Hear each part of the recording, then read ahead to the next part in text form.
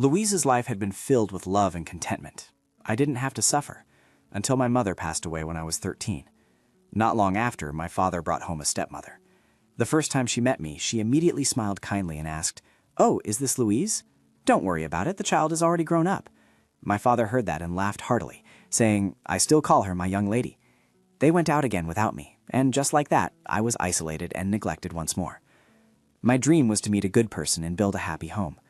The child says she wants to get married. When do you plan to get married?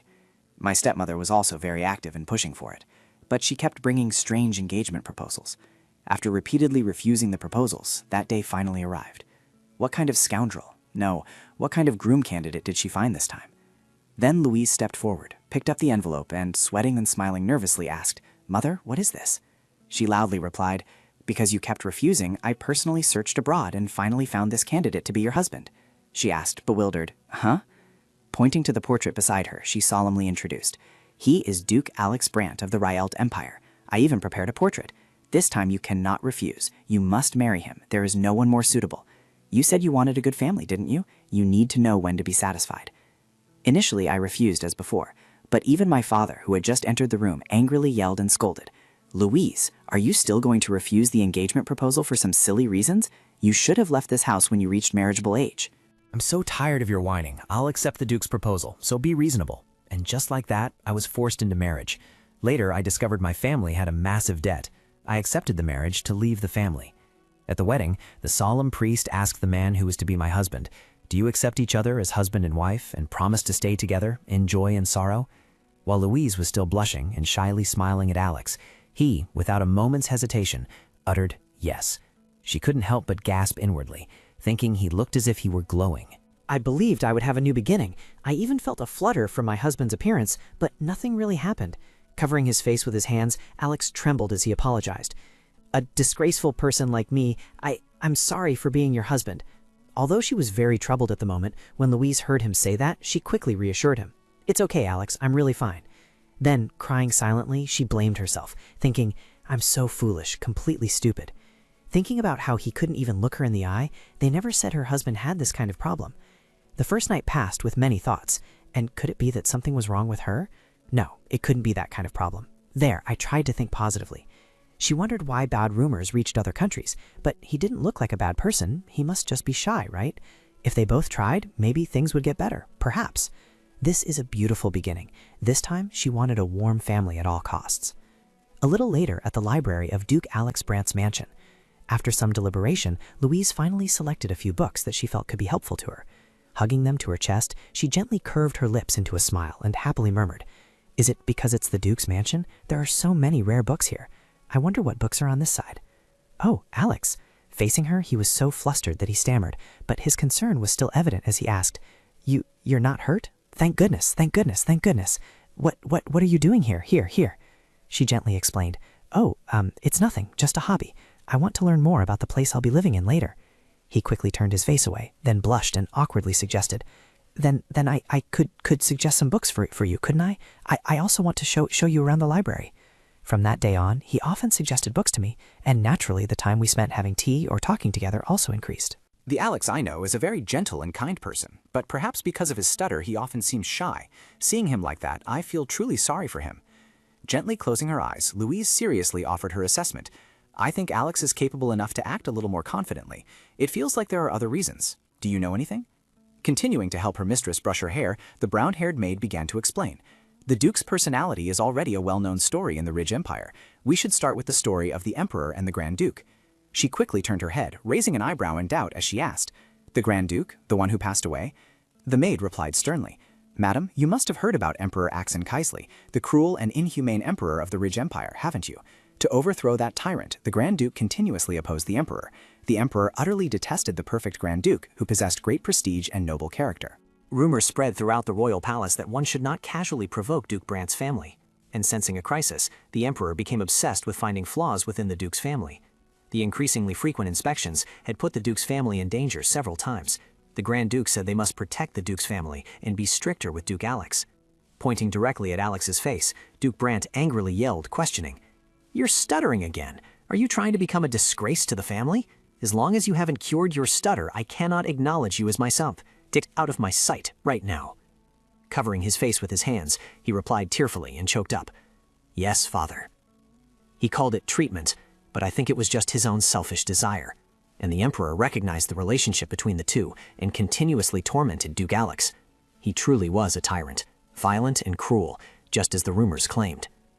Hearing this, Louise involuntarily paled, then bowed her head and expressed, "Speaking of the Emperor, I know from my personal experience. The first time I met that tyrant was at the party held in the royal palace after the wedding.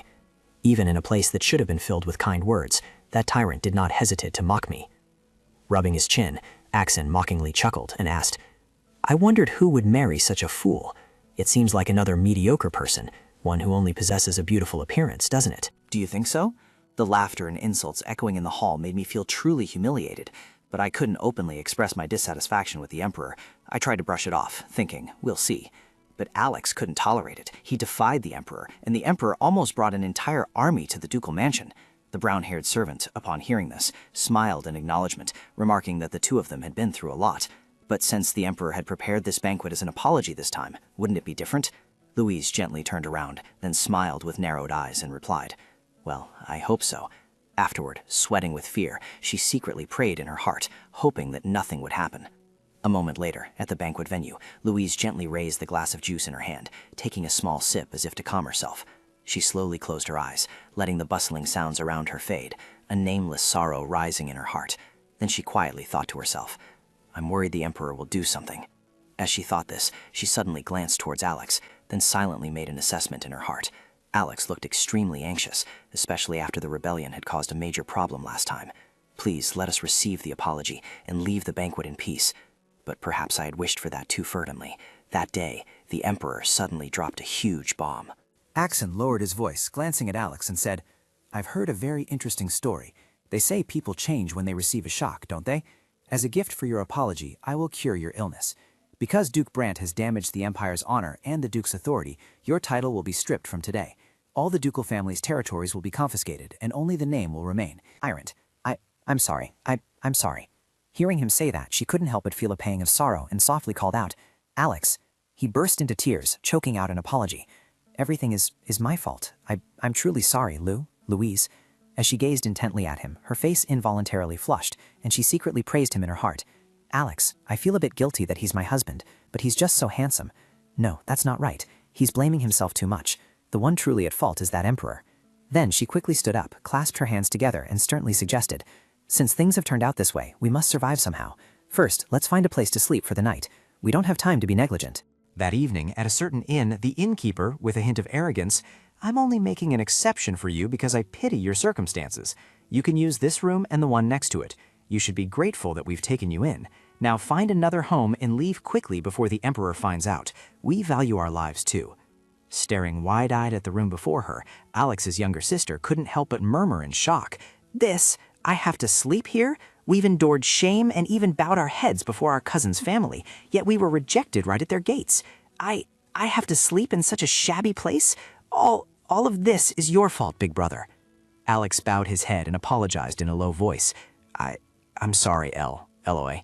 As she ran into the room and slammed the door shut, Eloy loudly accused, "I don't care, big brother. You have to take responsibility." Louise called out worriedly, Miss Eloy." Then she sighed softly in helplessness, thinking to herself, "That immature young lady." A moment later, as she began to prepare the bed, she asked with concern, "You must be very tired from walking all day, aren't you? I'll make the bed right away, so please wait a moment, Alex." "Alex, everything will be all right.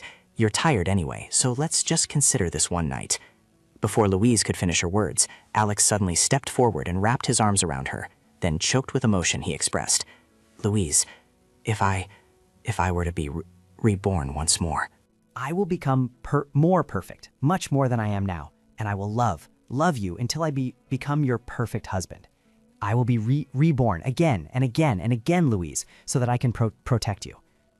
And the next day, in another room of the inn, along with an empty bottle of rat poison, Alex was found with his eyes closed. Why did this happen? Why? Why did you do it, Alex? After a long period of no movement, Alex suddenly opened his eyes and woke up, then slowly began to walk forward. The demon, seeing this, couldn't help but panic and wonder. This can't be. He's just an ordinary, ignorant human. I can't possibly lose to a mere human. I am the god of this world.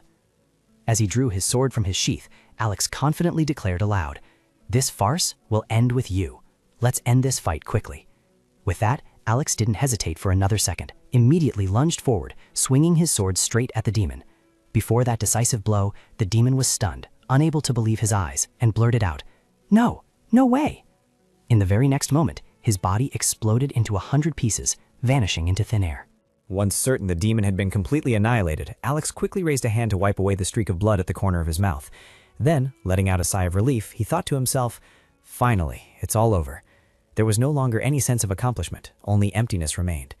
Everything began abruptly. One day, spatial gates, also known as portals, opened into this world, and all sorts of monsters began to pour in, forcing the world to face a grave threat. And there were those who rose up against this crisis. Selected by the system, they were individuals who received supernatural powers, called Awakened. The Awakened grew stronger by upgrading themselves through endless chains of quests, and with that power, they defeated the hordes of monsters. And just recently, that war came to an end. It had been a protracted war. As Alex thought this, he suddenly sighed and mumbled, "First of all, I just want to rest a lot." Then, propping his chin on his hand, he continued to ponder, "With this, the world will be peaceful once again. But what is this feeling? A feeling like it's not over yet." Just then, the system unexpectedly displayed a notification. "Congratulations, Cold Player, your title has changed. Cold Player Godslayer. The final reward has been sent to the Savior Godslayer who has successfully completed the 21st century quest chain." Upon reading this, Alex hesitated slightly and mumbled to himself, "The final reward? I had a premonition, but was even the final battle a quest?" After a moment of not receiving a response from him, the system quickly asked, "Do you accept?" He softly exclaimed, "There's no reason to refuse. Since it's the final reward, maybe the system will send me to a resort or something. It would be great if I could rest a bit." As soon as he pressed the accept button, the system immediately displayed a notification. "Reward has been sent." As the surrounding scenery suddenly blurred, he felt a little bewildered and thought to himself, "Huh? Suddenly my eyes? I'm losing consciousness. Is this also part of the system's power? This must be the reward then. If so, I hope I can rest peacefully. Oh, my dear son, it's so noisy. What is that sound? Alex, open your eyes. Is she calling me? Hurry, I need to wake up. How long have I been unconscious anyway?" Seeing him fully awake, Louise immediately gripped his hand tightly, her voice unable to hide her worry as she quickly asked, "Thank God, Alex, are you awake? Are you hurt? Is everything all right?" He turned his head blankly to ask back, "What?" Then he couldn't help but blush and stare blankly for a moment. Afterwards, he wondered to himself, "Who is this woman? Has she been taking care of me all this time?" Then he slightly bowed his head and softly thanked her. Thank you. You must have taken care of me while I was unconscious." Hearing him say that made her extremely confused, so she quickly asked, "What? What are you talking about? Are you all right, my love?" He stared blankly and asked back, "My love?" Then he quickly made a silent guess in his mind. "Don't tell me the final reward isn't a vacation, but a wife? Is it because I'm a cold lone wolf player?" At that very moment, Eloy suddenly pushed the door open and rushed in, loudly asking, "Big brother, are you awake?" Alex's mother anxiously added, "Alex, my son, how's your throat? Are you all right?" Alex couldn't help but be startled by the scene. Fearing that the noise would affect his need for rest, the doctor quickly spoke to reassure them. All right, he needs to rest and stabilize, so please give him some space." Glancing subtly at Louise, Alex pondered, thinking to himself that he at least needed to summarize the situation because the final reward had him inhabiting someone's body, and she was the wife of this body's owner. Alex. She cried when she saw him wake up, and holding his hand, she softly confessed, "Alex, I nearly hated you. Do you know that? We suddenly lost all our money, our mansion, and even your ducal status. But somehow I managed to endure. But why did you make such a decision that day? Do you know how sad I was?" Alex didn't reply, but continued to ponder to himself. Alex, the owner of this body, had been stripped of his family's status and honor overnight, and perhaps he had made an extreme decision. And although he had tried many times, the system still hadn't appeared. The most surprising thing was that the other Alex and he looked exactly alike, like doppelgangers. All the rewards the system had sent him were useful or related to him in some way. The situation must also be related to him or have a hidden reason behind it. Suddenly having a wife, the feeling was hard to explain for a cold, solitary person. Thinking this, Alex picked up a glass of water and took a sip. Just then, Louise unexpectedly asked with concern, "My love, are you okay?" Hearing this, he felt a flicker of doubt and wondered to himself, my love? Oh, she's calling me." Seeing his face turn slightly pale, her heart suddenly tightened. Unable to hide her distress, she asked softly with concern, "You still look very pale. Are you sure you're okay? And about what I said earlier, about how I almost hated you and my feelings, please don't worry too much about it. You're in recovery, and I feel like I've been too harsh on you. Thank you for waking up." Upon hearing these words, Alex couldn't help but feel anxious, thinking to himself, "This is bad. She thinks I'm Alex." Louise smiled faintly, her voice trembling as she requested, "But you mustn't do something like that again. Next time, I'll be truly angry." Then she gently stood on her tiptoes, slowly leaning towards him. In that moment, his breath caught, his heart pounded erratically, feeling both panicked and bewildered, unable to stop the chaotic thoughts rising within him. Someone else's wife. Someone else's wife. How shameless is that? Just as her lips were about to touch his, he suddenly let out a hacking cough, and the water in his mouth sprayed directly onto his face, leaving her completely drenched in an instant. Giving a weak cough, Alex, startled, quickly apologized. I'm sorry," then tormented himself, silently wondering in his heart, will things be all right in this life? A moment later, wiping her face with a handkerchief, Louise sighed, thinking to herself, "Did I get too close while he's still sick? He seemed to have choked badly, but I still can't believe Alex came back to life. The shock is greater than I imagined. But something about Alex seems different, doesn't it? He usually wraps himself up tightly as a habit, but today, his shirt, his chest. Thinking this, Louise quickly spoke up to dispel the thought. "Oh no, what the hell am I thinking? This isn't the time. First of all, everyone must be very hungry since yesterday, so now I have to prepare a meal. It will be very difficult to prepare a hearty meal, but it's still better than eating nothing at all." A while later, when the meal had just finished, Louise gently bowed her head, a silent sorrow spreading in her eyes, then silently sighed, thinking to herself, "I've been reminded again that we have to move as soon as possible, but we have nowhere else to go." Seeing her lost in thought and silent, Alex couldn't help but ask worriedly, "You don't look so good." Clasping her hands together, she sighed and confided, "It's just that I don't think we can stay here anymore. The innkeeper has also started pressing us to vacate the room because we don't know what the tyrant will do next." She then quickly added to herself, "Even if I tell Alex this, it's not like he'll have a clear solution." Huh? Oh, I've never seen Alex look this calm before. Alex suddenly stood up, his expression turning serious, and he confirmed in a low voice, "I understand. I've somewhat grasped the situation, and I'm confident I have a way to solve this problem." Hearing that, Louise's eyes widened, her lips slightly parted in astonishment, her mind in turmoil as she questioned, "What?" Immediately after, she asked in confusion, What did you just say, Alex?" Then quickly thought to herself, Alex, who is usually timid and withdrawn.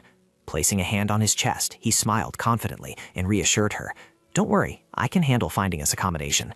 Hearing this, she was utterly doubtful and mused to herself, "And he said it with such confidence and certainty?" Was it truly the shock from the tyrant, or had the poison he drank finally taken effect? Louise tilted her head slightly and asked curiously, What exactly are you planning to do?" Alex suddenly lowered his head and smirked. Then, raising his index finger, he confidently declared, "First, I'll go make money to buy us a house." A moment later, Louise, clutching her head, couldn't help but murmur in confusion to herself, "Can someone who can't even look others in the eye change so much? Moreover, how exactly does he plan to get a house? Is that really Alex?" Next, she quickly recalled Alex's words before he set off. "Wife, please wait here and don't go anywhere." Hearing this, Louise immediately cried out in alarm to stop him. "Wait!" She then thought to herself, "That's what he said before rushing out." And then suddenly remembering something, Alex quickly turned back and asked, "Oh, there's something I wanted to ask you." She replied, stunned. "Yes?" He asked with a curious, serious tone, "That tyrant, what's the emperor's name?" Recalling up to this point, Louise rested her hand on her chin, pondering to herself, why would he ask for the emperor's name at this moment? To engrave it in his memory once more? Then she gently closed her eyes and murmured a plea, "I'm so worried. Please come back soon, Alex." At the same time, on a certain street, as Alex strolled along, he thought to himself, strolling around the streets, "It's just like a scene from a novel. It's truly unbelievable that I've come to another world. Thank goodness this isn't some primitive era." The tyrant's name I heard from my wife before leaving, Axon Kaisley. I just thought the name sounded quite familiar, and I recognized it while taking a walk. The book I received as a reward in my previous life, The Deformed Son. The protagonist's name was Axon Kaisley. Although born into a royal family, his presence was faint, and he endured a miserable childhood.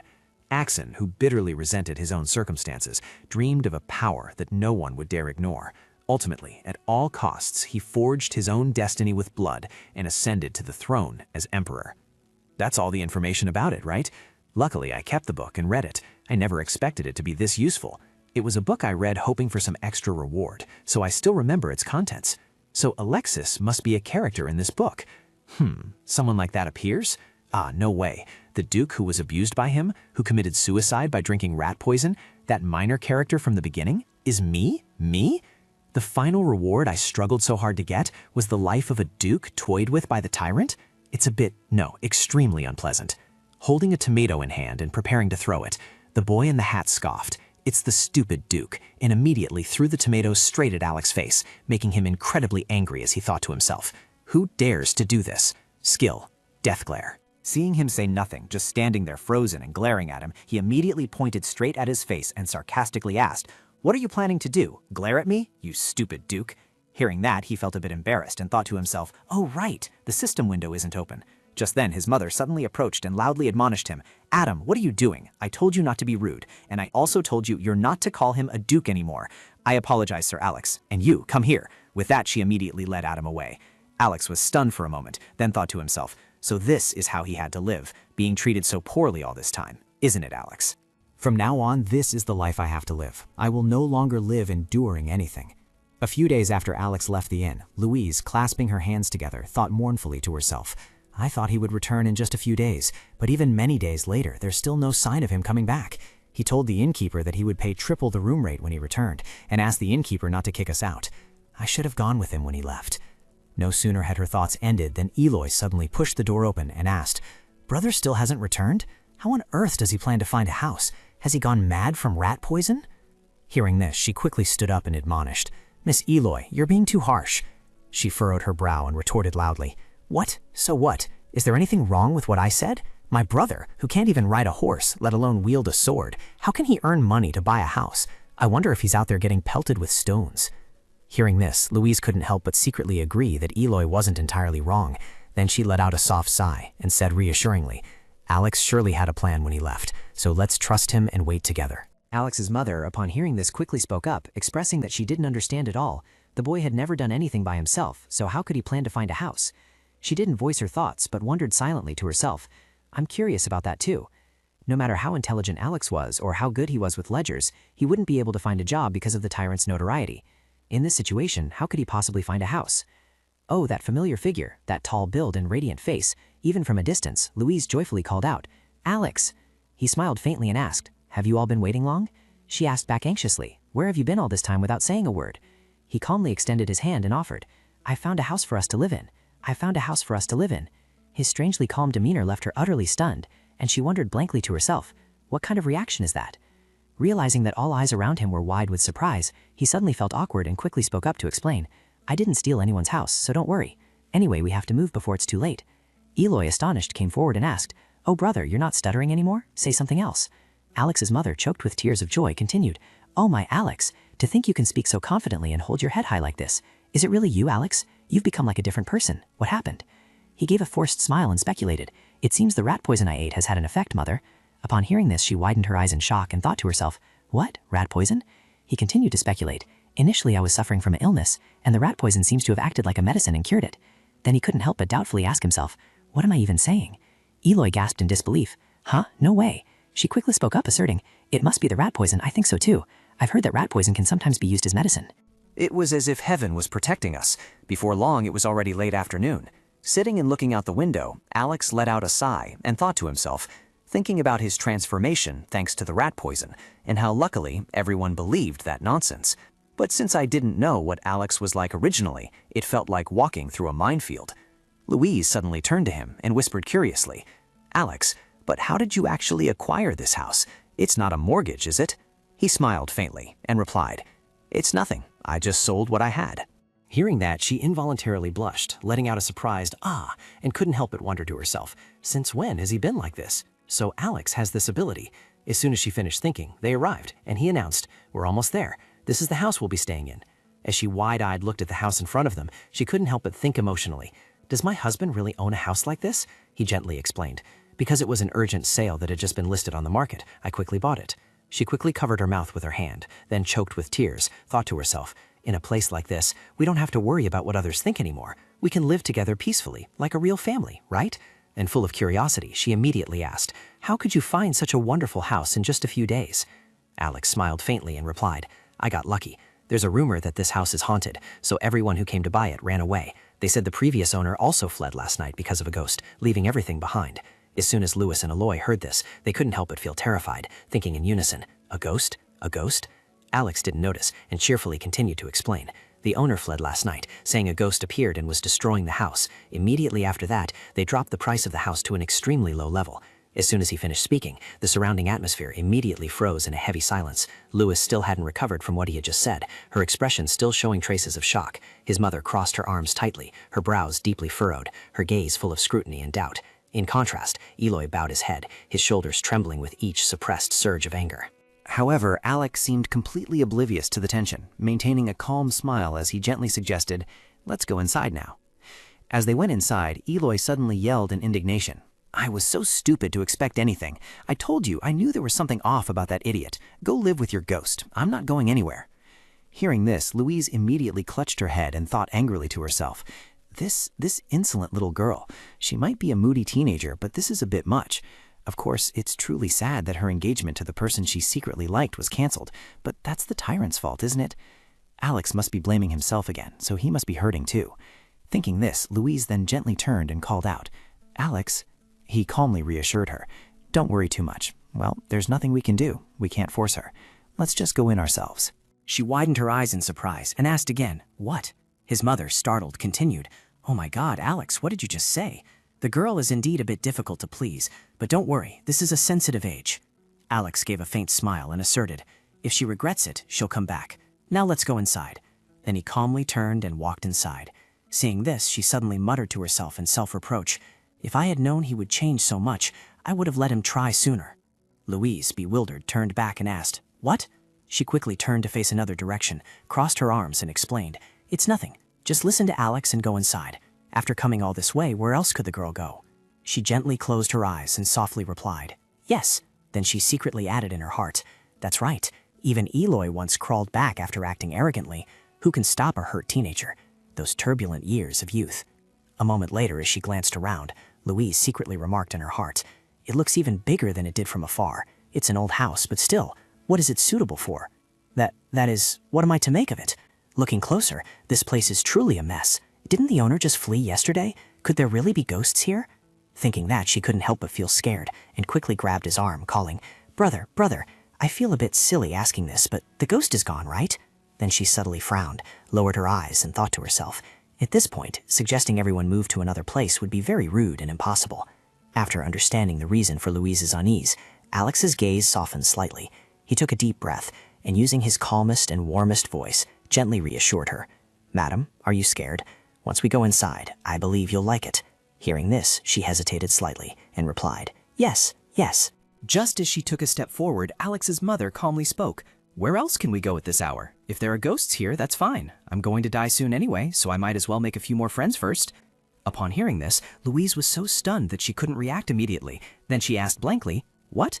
The moment her eyes landed on the interior and arrangement of the house, she was immediately overwhelmed by the sight before her, her voice involuntarily bursting out in exclamation, "Oh my God, what is—" Then, an almost unbelievable, breathtaking feeling welled up inside her, leaving her stunned as she thought to herself, "I thought I would never get to live in a cozy house like this again." A moment later, with a choked voice, she exclaimed, "Oh my God, this house is so clean and beautiful." She then closed her eyes and with a soft, happy smile thought to herself, "It's not as majestic as a duke's estate, but it's still perhaps we can live peacefully here with the ghosts, right?" Noticing that Louise was no longer as hesitant and fearful as she had been earlier, and even appeared very satisfied with the house, Alex promptly asked, "You seem to like it, don't you?" "I'm overjoyed." She quickly turned around and thanked him. "Alex, thank you so much. I never expected you to find such a beautiful place. I'm sorry for doubting you." Then she smiled softly, her eyes fixed on him with intense adoration, to the point where the surrounding atmosphere seemed to slow down a few beats. However, before that romantic moment could last much longer, the door suddenly clicked open, pushed open by someone without warning. It turned out not to be a stranger, but Eloy herself. As soon as she poked her head in, she quickly pretended to clear her throat several times, as if trying to use a few awkward coughs to dispel the awkwardness hanging in the room. Alex's mother saw this and immediately called out, "Eloy!" while Louise smiled, sighing to herself, "Faster than I thought." The moment her eyes swept over the interior and the exquisite decor inside the house, she froze for a moment, then couldn't help but exclaim in surprise, "Wow, this place is It looks run down on the outside, but it's really amazing inside. I'm going upstairs to check it out. Alex softly suggested, "There are many rooms, just choose whichever one you like." She asked with a bright, excited smile, "Can I choose first?" Louise smiled and replied, "Of course, go ahead. I'll go make a light meal. It's almost dinner time." He pondered for a moment, then said, "Then I'll go take a bath." As he quickly walked away, he thought to himself, "They might be strangers I've never met, but I can't ignore people who are about to be homeless. Even so, I can't hide my true identity, Alex, forever. They've already started to suspect me. It's only a matter of time before they find out." Thinking that, Alex slowly unbuttoned his shirt, then took off the pants he was wearing. His movements were neat and silent. After that, he reached out and turned on the faucet. Just then, his reflection in the mirror unexpectedly caught his eye, making him pause. His gaze involuntarily stopped on that familiar yet strange figure, and he couldn't help but think, a mirror? Thinking about it, yes, we look too similar. Except for the scars, my face looks exactly the same. There must be a reason for that. Judging by his family's reaction, he probably used to stutter a lot, but I wonder what he did as a duke. Thinking that, Alex slowly stepped into the bathtub. Then he let out a soft sigh and continued to think to himself, after some investigation, I've confirmed that this world is indeed the setting of the deformed sun. Thanks to that, I can sell the knowledge I gained from the book at a high price, even if it completely overturns the original plotline. The deformed sun is definitely a reward for me. Even though the system no longer appears, I still unconsciously think about the mission. Alexis Meyer. Alex. Henry. That name feels strangely familiar. In a small room, the furnishings were neatly arranged. Louise picked up a basket of potatoes. The previous owner must have fled and left all their provisions here. She carried the potatoes away, reminding herself, "This is our home now, so this food is also ours." Louise then took them to the only empty table. She placed the basket on the table and looked around. Oh my, there was a lot of food in the kitchen too. At this moment, Louise picked up a clean potato, but the only thing she could make right now was steamed potatoes. After a while of preparation, she carefully placed each hot potato onto a plate. The fragrant aroma drew Eloy over. "Wow, that smells delicious." Louise looked towards the sound. "Oh, Eloy." She happily carried the tray with the plates of food over. "Dinner is almost ready. Can you go to the dining room and call Alex and Mom?" As soon as she saw what was on the plate, she showed her disgust. "What? Just steamed potatoes? Is that all there is?" Eloy couldn't accept it and tearfully pointed at her, demanding, "We haven't eaten anything but dry bread since yesterday. I want soup or beef for dinner." Louise looked awkwardly at the 3 plates of steamed potatoes on the tray. How could she be so picky about food at a time like this, even if she wasn't an adult yet? There were no exquisite delicacies now. Back at the Duke's mansion, she could simply order the chef to make whatever she wanted, from appetizers to desserts. But now, Louise just felt annoyed. Didn't she understand that those dishes were impossible now? These potatoes are perfectly edible. You even said they were delicious, Alex. Aloy still wanted to argue with Louise. "Your brother doesn't care about that," Louise replied indifferently. "Now we have to eat what's available. If the problem is that they're dry, then tomorrow I'll cook potato soup for you." Aloy's face flushed crimson with shame, her whole body trembling. Then she threw back a retort and ran off. "I won't eat it." Louise was utterly helpless. That kid, does she think I'd care about that? She carried the food tray into the dining room. She'll come back on her own when she gets hungry anyway. That 8th grader needs to face reality soon, very soon. Next, Louise slammed the food tray onto the table. She lit the candle on the table. After all, this is our first meal in the new house. Let's eat cheerfully and gratefully. A moment later, a sharp fork plunged forcefully into a piece of potato. She leisurely used a knife to cut the potato in half. If ghosts truly exist, I wish they would visit the Emperor's private chambers tonight. Her expression immediately darkened as she looked at the potato. That would be such a surprise that it would make him have a heart attack. Seeing the resentment radiating from her, Louise could only give a wry smile. Now she didn't have to worry about the house anymore, but the anger she had forgotten had returned. Anyway, it was a relief that they could have a peaceful dinner like this again. However, she was still worried about future meals. It was a relief that they could eat, but thinking about having to worry about what they would eat from now on, it was terrible. She awkwardly replied, "We can make do with the remaining food supply." Suddenly, Alex interjected into the conversation. "If that's the case, I'll go hunt a sheep or something tomorrow. We bought livestock that came with the house, so it's fine." Hearing this, Louise was startled and astonished. "What? Hunting? What did you just say?" She was so shocked she dropped her fork. "Hunt a sheep? You personally?" He tried to reassure her. "Oh, hunting a sheep isn't that difficult." She was moved to tears. "Oh my God, I can't believe you said something so reliable." She gloomily looked at the untouched plate of potatoes inside. "Ever since you were little, you cried a lot because you thought killing was pitiful." Alex seriously looked at his hands. Physically, there was no problem, so perhaps he was just soft-hearted. She whispered in a bewildered voice to her, "I can't believe someone can change so suddenly." She had an idea. "If I could, I'd give that bastard emperor a bowl of rat poison." Then she angrily poked at a piece of potato repeatedly. "And all those other nobles too. Why do they just stand by and do nothing?" At this, Louise fell silent. All they care about is their own safety. They don't care about this country at all. We were just like those nobles until recently. To secure his throne, Axon had executed quite a few people, and naturally, nobles were terrified of the emperor to the point of not daring to do or say anything.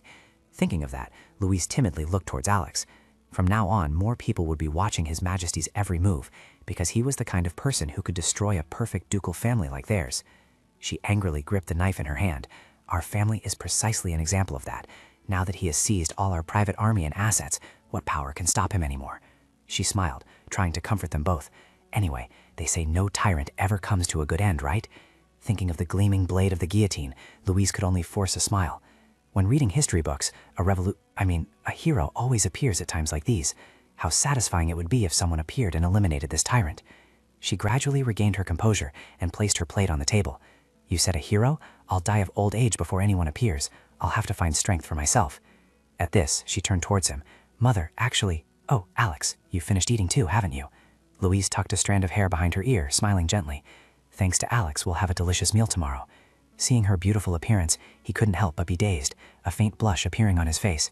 Alex awkwardly quickly turned his face away. Seeing that expression, Louise thought to herself with amusement, "Oh, he's looking away. Is he shy because I praised him so suddenly?" Anyway, stop with these silly thoughts and just try to live a good life. She also felt a pang of helplessness seeing his embarrassed demeanor. He truly was her mother's son. She wiped her mouth with a napkin, then changed the subject. Ahem. By the way, I have something I want to ask you. Please answer me honestly, Alex. She got straight to the point seriously. You didn't sign some kind of illegal slave contract using the house as collateral, did you? She flinched at her words. Louise carefully considered her words. Even if we had nowhere else to live, surely he wouldn't do that, would he? I don't think he's that kind of person, but look how much he's changed. Alex took a gulp of water to wash away his discomfort. She couldn't accept the thought of him selling himself. What if he traded the house for something unspeakable? No. Suddenly, Alex slammed the glass of water onto the table. I wouldn't do anything to make you worry like that, Mom. He calmly gave his answer. I just sold some information, and they paid handsomely for it. The woman couldn't hide the bewildered look on her face. Selling information? Louise was somewhat confused. What kind of information did you sell? Observing Alex's pensive and thoughtful expression, Louise couldn't help but worry. Am I being too curious? After thinking, he spoke. Do you all know that there's a missing prince in the royal palace? Louise immediately understood who Alex was referring to. The missing prince? Are you talking about Prince Reddit? Alex immediately confirmed. That's right. That prince was very young. Prince Reddit was the late-born son of the former emperor and the first in line to the throne. However, 4 years ago, when the former emperor passed away and the succession was underway, the former emperor's nephew used his overwhelming military might to push the prince aside and seize the throne. Axon even held a knife to the prince's throat, forcing the nobles to bow. He justified it by saying he would rule as regent for Reddit, who was only 3 at the time, until the prince turned 13. But Prince Reddit was imprisoned in the royal palace, and at some point he disappeared. That dark room was no longer occupied by anyone. The woman looked uncomfortable, her face darkened, and she turned away. They say he disappeared, but everyone is certain he was killed. Louise shared the same thought as her. That's right, that tyrant would never let him live. But Alex gave an answer contrary to both of them. The prince isn't dead. He's still in hiding, evading the tyrant's pursuit. Alex revealed a shocking piece of news. The prince was not dead. He had been in hiding to avoid being seen by the tyrant. She was extremely surprised. Prince Reddit is still alive? His eyes filled with a melancholic sadness. Yes, recently there have been those frantically searching for this missing prince. They are certainly planning a rebellion, using Prince Reddit as their justification. Louise imagined the scene of a rebellion raising its flag. That's right, Prince Reddit is the perfect excuse. They were going to rebel after all. Alex directly connected the two issues. That's why I told them Prince Reddit's whereabouts and collected the reward. She stared, wide-eyed and bewildered. What? How did you manage that? She frowned in disbelief at his words. Information that even his followers don't know? Questioned by his mother, Alex swallowed hard. In a dilemma, he awkwardly began. Well, Alex, flustered, tried to explain. Thanks to an unexpected opportunity, I saw a message that could be a clue to his whereabouts. Louise found it hard to believe. A clue to his whereabouts? He quickly continued. Yes, because I don't have it now. It's quite difficult to see that message again, but... She was stunned and exclaimed, "Oh my God, that's truly strange. Well, if he hadn't died, there would surely be a trace left behind." At this, Alex nodded in confirmation. I couldn't find out who left it or why. Indeed, the creator and purpose of the distorted sun remain unclear. Hearing that, she breathed a sigh of relief. I feel very relieved to hear you say this. Lately, unbelievable things have been happening, so I've been suspicious. Louise smiled brightly, filled with hope. I hope Prince Jadith is still safe, for he is our last remaining hope. She reminded, even so, don't get your hopes up too high. Would that mad emperor so easily accept defeat? She calmly stated that they had already moved into the new house, and since Alex would be hunting, she thought it would be great to throw a party tomorrow. As soon as these words were spoken, she clasped her hands together, extremely excited. "Oh, that's a wonderful idea, Mom." Louise smiled, beginning to plan for the party. "Tomorrow we can clean together and host a party with the lamb Alex hunted. It will surely be very busy, but it seems like it will be a fun day." Suddenly, a familiar voice reached her, interrupting her thoughts. "Is there any dinner left?" As she looked over, she saw Eloy peeking out shyly from behind the door. Louise pushed the chair next to her and gestured to her. "That's right. It's about time you got hungry. Come here quickly and sit down. Next time I won't save any food for you." Eloy swallowed her embarrassment and walked into the dining room. "Next time I'll be quicker." A little later, night fell, with only candlelight illuminating the hallway. She carried a candle to light her way and brought a snuffer. When she reached the candle hanging on the wall, Louise used it to extinguish the flame. She worried about what tonight would bring. She had heard that this house was once haunted, but nothing unusual had happened, had it? She wondered what would happen in the middle of the night. Next, Louise slowly climbed the stairs, one step at a time. "From now on, we should set up a rotating schedule for housework." She continued like this, going up to the second floor. "I should go to bed right after turning off all the lights. I wonder if Alex is asleep yet." She hadn't gone far when Louise saw him waiting in a corner of the hallway. "Oh, Alex." She happily walked closer to him. "My love, aren't you asleep yet?"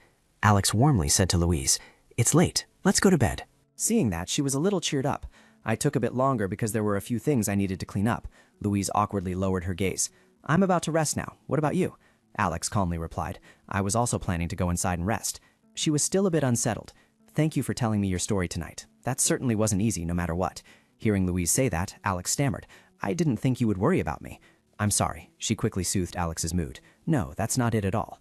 Then Louise shook her head and explained, "It's just that I don't want you to bear the burden alone." Then she looked up and gazed directly at him. "I'm always here, standing by you." Louise gently touched his shoulder to reassure him. "I also want to be a source of strength for you. I realized that during the time I waited alone. Even if it gets harder, I still want us to overcome it together." Suddenly, Alex took her hand. "Thank you. I feel much relieved now. I'll remember this well from now on." Louise let Alex hold her hand and smiled brightly. "If you encounter any difficulties, just tell me, and I'll help out too." Alex always had a nice voice, but hearing him say these kind words made me so happy. She lowered her gaze, her cheeks tinged with a faint blush. "Alex, if you don't mind, shall we share a room?" Hearing the proposal, he completely froze. Alex was so shocked that cold sweat broke out, his voice stuttering. Huh? That expression made Louise sigh helplessly. "It sounds a bit sudden, but today is a new day, and you've recovered a lot already," she thought, seeing him speechless. "I guess so, but now I can't take back my words." Thinking of the liquid from the rat poison bottle spilled everywhere, she decided she wouldn't leave him alone at night for something like that to happen again. Then she proactively took Alex's hand. "I just want to be with you. Just because we're husband and wife doesn't mean we have to do that thing at night." He was flustered, his face gradually turning red. "Together, huh? This is a big problem," he thought. "I'm thinking of myself as a husband." Glancing at Louise's voluptuous figure, Alex only dared to think to himself, "Of course Louise is beautiful, kind, and..." A fire ignited within him, and his Adam's apple unconsciously bobbed. Embraced by her soft body, Alex secretly thought, "I have to tell her I'm someone else." Seeing Louise lean against his chest, his entire body became completely rigid. Not feeling Alex move, she felt bewildered. "Alex, why is he so stiff? Is he very tense? Even so, being able to hold him like this makes me so happy. Am I really that lonely?" He was still lost in thought, having pretended not to be impatient, but in reality he had longed for a gentle touch. The gentle moonlight outside cast the silhouettes of the two people onto the floor. Alex suddenly pushed Louise away. "I'm sorry, madam," he said. She was stunned by this unexpected action. He bowed his head to her and then found an excuse. "I'll take my leave today." As soon as the words left his mouth, Alex immediately turned and retreated. Louise, flustered, wanted to hold him back. "Alex, was I just rejected?" She was bewildered by this series of actions. She had only asked if they could share a room, and he hated it so much that he left? How embarrassing. She hated Alex. As for him, after returning to his room, he could only hold his forehead. This was crazy. Alex awkwardly leaned against the door, his heart pounding uncontrollably. He just felt incredibly troubled by such intimate contact. Recalling the sensation of the recent embrace, he could feel the warmth from where she had touched him. Alex blushed crimson when he thought of Louise. Weren't her arms too thin? And when she leaned on him, she was so light. And she was soft and even smelled good. At this, he shook his head to clear all thoughts. What was he just thinking? No matter what her body was like, she was someone else's wife. His body lost all strength, and he slowly slid down. In the bedroom, Alex sat down on the large bed. Despite what she had said earlier, he recalled Louise's sad expression. Just because we're married doesn't mean we have to, do it every night. We look like a happy couple, so why would she say that? Suddenly, Alex remembered something. Don't tell me. He frantically clutched his head, realizing the problem. Could it be me? I can't do that, can I? He frantically ran his hands through his hair. There must be something I don't know. The more Alex thought, the more panicked he became. No, but seriously, is this the reward I get after saving the world? I have no money, no home, my family's reputation is ruined, and now even that? Sitting on the bed, he recalled himself as a cold virgin. I haven't even used it once during the war. Alex rested his chin on his hand, deep in thought. No, that can't be right. Let me think this through carefully. Suddenly, he remembered something. Speaking of which, earlier when she came close, I think I had a bit of a reaction. Alex swallowed hard, then immediately checked his body. After checking, Alex breathed a sigh of relief. See? Perfectly normal. What a relief. At this point, he tiredly leaned back onto the bed. Have I always been this sensitive? In the past, many beautiful women clung to Alex. I'd been tempted many times before, but they were always just a nuisance, an annoyance. He held out his hand and stared at it. But Louise, she... Meanwhile, in the hallway, she let out a weary sigh. Louise wearily tucked a strand of hair behind her ear. Oh God, how utterly embarrassing. I should have just kept quiet. She tried to calm herself down, thinking, I should put out all these candles. But as she walked, Louise kept thinking of Alex. Panicked, she tried to push his image away, wondering, why do I keep thinking about that? It's so strange. However, Louise couldn't help but feel annoyed. Why did he say he would be the ideal husband? She ambled down the hallway. We had difficult times, but we got through them together, and it's all in the past now. He found us a house, and his stutter also disappeared. I thought he wanted to build a happy life with me. Louise paused at the thought. Don't tell me he hates me. She continued, extinguishing the candles. Now that I think about it, I've never told him I liked him. Remembering them both in their wedding attire, Alex was her husband, and she was his wife. I just thought living like this was natural. I had never really thought about love, her being attracted to him. Louise felt a pang in her heart. So, I've fallen in love with him? He looked incredibly handsome in his white wedding suit. I mean, Alex was totally my type with his great looks and sweet personality. But could I call this love? She fell into a deep reverie. Even if that's the case, what can I do? He's already my husband. I should stop overthinking and just go to sleep. Louise was about to raise the candle snuffer, but before she could touch the candle, the flame flickered out. A shiver ran down Louise's spine. Is there a cold draft coming from somewhere? She turned to check the windows, but the windows are closed. Seeing this, Louise's hair stood on end with fear. This, don't tell me. Remembering those words, she trembled with fright. We're lucky. I heard everyone who came to live here ran away, saying this place is haunted. Louise shook her head, trying to dismiss the random thoughts. No, it can't be. It's just a draft. Yes, that's all it is. Right, I'm just tired and imagining things. Just a few more candles. I'll extinguish them and go to sleep. Yet she still ran away in a panic. Behind her, a wisp of black mist flickered into existence, only to vanish in an instant. The next morning, hot dishes were laid out on the table. Louise proudly brought over a basket of dishes, thinking that a day like this could come to them again. Eloy was utterly surprised when he saw the food. Did you cook all of these yourself? She started placing each clean plate down. No, Alex helped me a lot, Louise said. She was surprised. Oh, how so? Louise calmly replied. Right, I thought he didn't even know how to hold a kitchen knife. She recounted with a cheerful smile. When I woke up this morning, as I sleepily walked into the kitchen, I was startled by what I saw inside. What are these? On the stove, fresh racks of ribs were neatly arranged. No way. Did he prepare all of this himself? Alex walked up from behind. Madam? Louise excitedly turned to him and asked, Darling, did you really prepare the lamb? Alex awkwardly replied, Well, as you can see. Hearing that, she couldn't help but feel excited. To be honest, I hadn't expected much. The meat was so perfectly butchered, it looked like it came straight from a store. Louise decisively rolled up her sleeves. All right, then it's time for me to show off my skills, isn't it? Alex also wanted to help. Can I help with anything? She turned around, about to refuse. No, you've already helped too much with the preparations. But their eyes accidentally met. Louise's face instantly flushed red, and she stammered. You've already helped, and now you want to cook too? Why don't you go back to your room and rest? Is this too close? After last night, this is really embarrassing. But because he's so handsome, I completely forgot about it. She quickly lowered her face to hide her embarrassment. Even so, I know a little about cooking. However, Alex spoke up. Then let me start with this first. At this moment, Louise gradually regained her composure. Then let's start by cutting this into even pieces, and then both of them set about preparing the ingredients. Recalling that scene, she smiled happily, her eyes crinkling. Who would have thought we'd be cooking together? Eloy drooled. It looks so delicious, I'm starting to get hungry. Soon after, the four of them were in the dining room. She was very pleased to see the magnificent breakfast. It's been a long time since we've had such a lavish meal. Louise, moved, scooped up a spoonful of soup. This is the first meal we've cooked ourselves. Since losing everything, I thought we were hopeless, but look at this feast. She slowly brought the spoon of soup close to her mouth, and as the soup fully entered her mouth, her taste buds exploded. Louise felt as if she were in a fresh garden, as if the ingredients were truly bursting in her mouth. Louise turned to ask about the dish's flavor. "Alex, what do you think? Is it good?" He happily replied, "It's delicious." Alex looked at her and smiled gently. "Your hard work is paid off." Caught by his affectionate gaze, Louise shyly turned her face towards the dining table. "It's all thanks to you. Thank you for helping me cook." A dazed look flickered in her eyes. "Where could I find such a thoughtful Duke for a husband? I don't know if he loves me, but he truly is a sweet man." Alex cheerfully chatted with Louise. "It wasn't difficult at all. If anything, you're the one who's been working hard since morning." "Madam," she awkwardly replied. "Oh no, Hearing this, the woman couldn't help but be shocked. "Wait, Alex, what does this mean?" She pressed on. "You help cook? How sweet. But you also have work to do, don't you?" Meanwhile, Eloy enthusiastically devoured almost all of his meal. At this moment, Louise began to eat. "Alex is a good son. He can't go against his mother. Besides, it's not that he loves me, but his mother, right?" Suddenly, he looked directly at the woman and spoke. "Mother." She took a bite, observing the situation. Clearly, he's going to side with his mother. Alex gently wiped his mouth with a napkin, saying it was truly unfair for Louise to do all the cooking. She gasped in horror, dropping the cherry tomato she had just skewered. Even Eloy was so shocked that he spat out all the food in his mouth. She frowned unhappily. "Unfair about what? Are you suggesting we need to hire servants?" The girl seemed to grasp the hidden meaning in his words. "I don't think that's what he means, Mother." Then Eloy clenched his fists in frustration and questioned, "Brother, are you scolding us for making Sister Louise prepare the meals herself?" Alex calmly affirmed, "Yes, it's unfair for her to prepare the meals by herself. Louise has been cooking all the meals by herself ever since we were at the inn."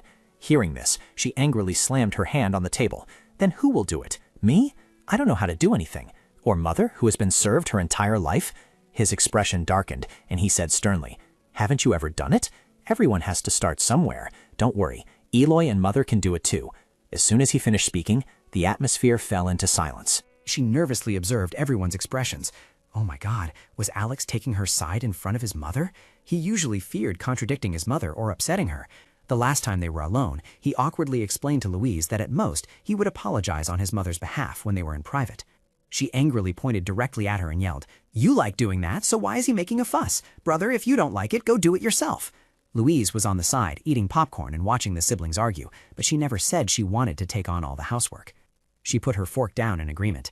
"That's right, Alex. I understand what you're saying. So let's hear Louise's opinion first. Then we'll decide." She immediately shifted the issue to her. "Louise, tell us." She was bewildered, not expecting to get caught in the crossfire just by sitting still, huh? Why suddenly ask her? She glared, her tone carrying a hint of threat. "Do you also want Aloy and me to help with the cooking?"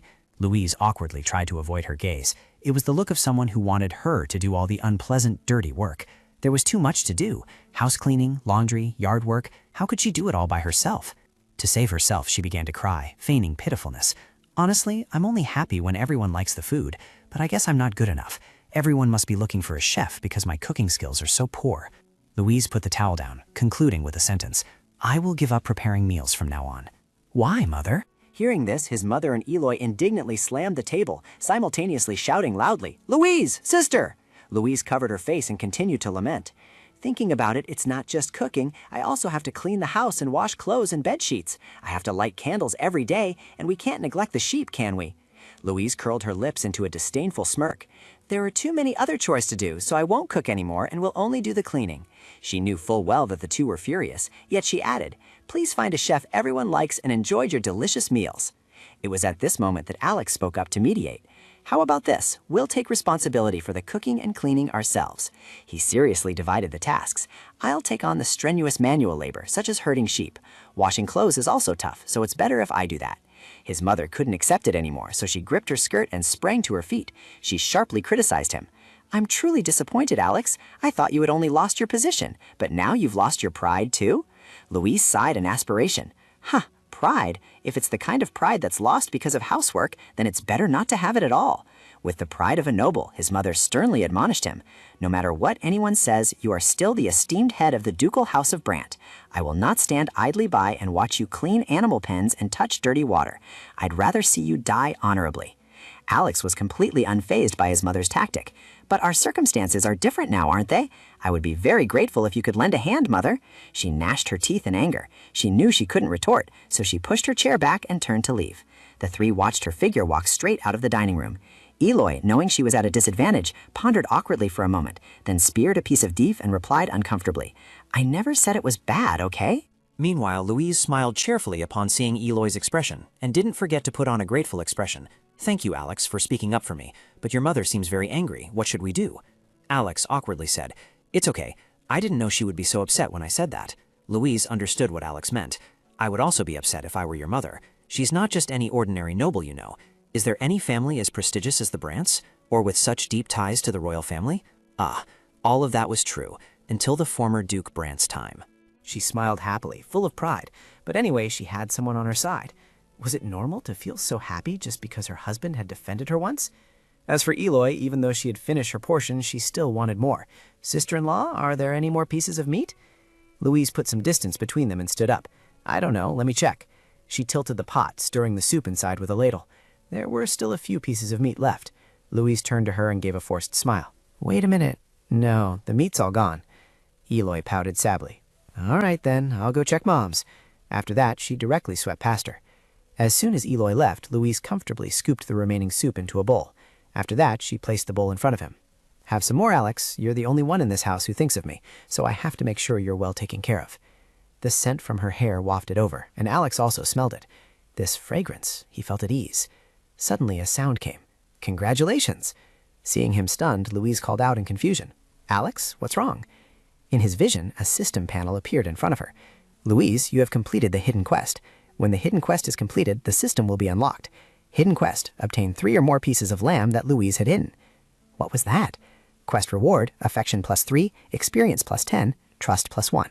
The food was brought out on a large plate, then placed in front of Alex. Louise, brushing back her hair in confusion, asked, "Alex, is something wrong?" Seeing he didn't reply, she waved her hand in front of him in bewilderment to get his attention. "Alex!" Alex shook his head, regaining his focus. "Oh, I was just thinking," Alex stammered. "I'm sorry, my lady. I'll go inside first." As soon as he finished speaking, he stood up abruptly, and a system screen flashed before his eyes. The content on the system read, "Warning, if you reject Louise's sincerity, the quest reward will be cancelled. Eat it quickly." After reading the message, Alex's face turned pale. He thought to himself, "I thought I would never see it again." Alex reached out his hand towards the system. He recalled that in the old world it was blue, but here it was pink. He glanced at the pink system that had appeared. Alex thought, "It's like a game that I thought had ended is now starting all over again. Does it think I'll follow its commands if it keeps displaying like this?" Alex then turned and walked away, ignoring the system's display. The system, seeing him leave, became confused and panicked. Alex walked on unhurriedly. The system continuously displayed, "Warning, warning, warning, accept Louise's sincerity or the quest reward will be cancelled."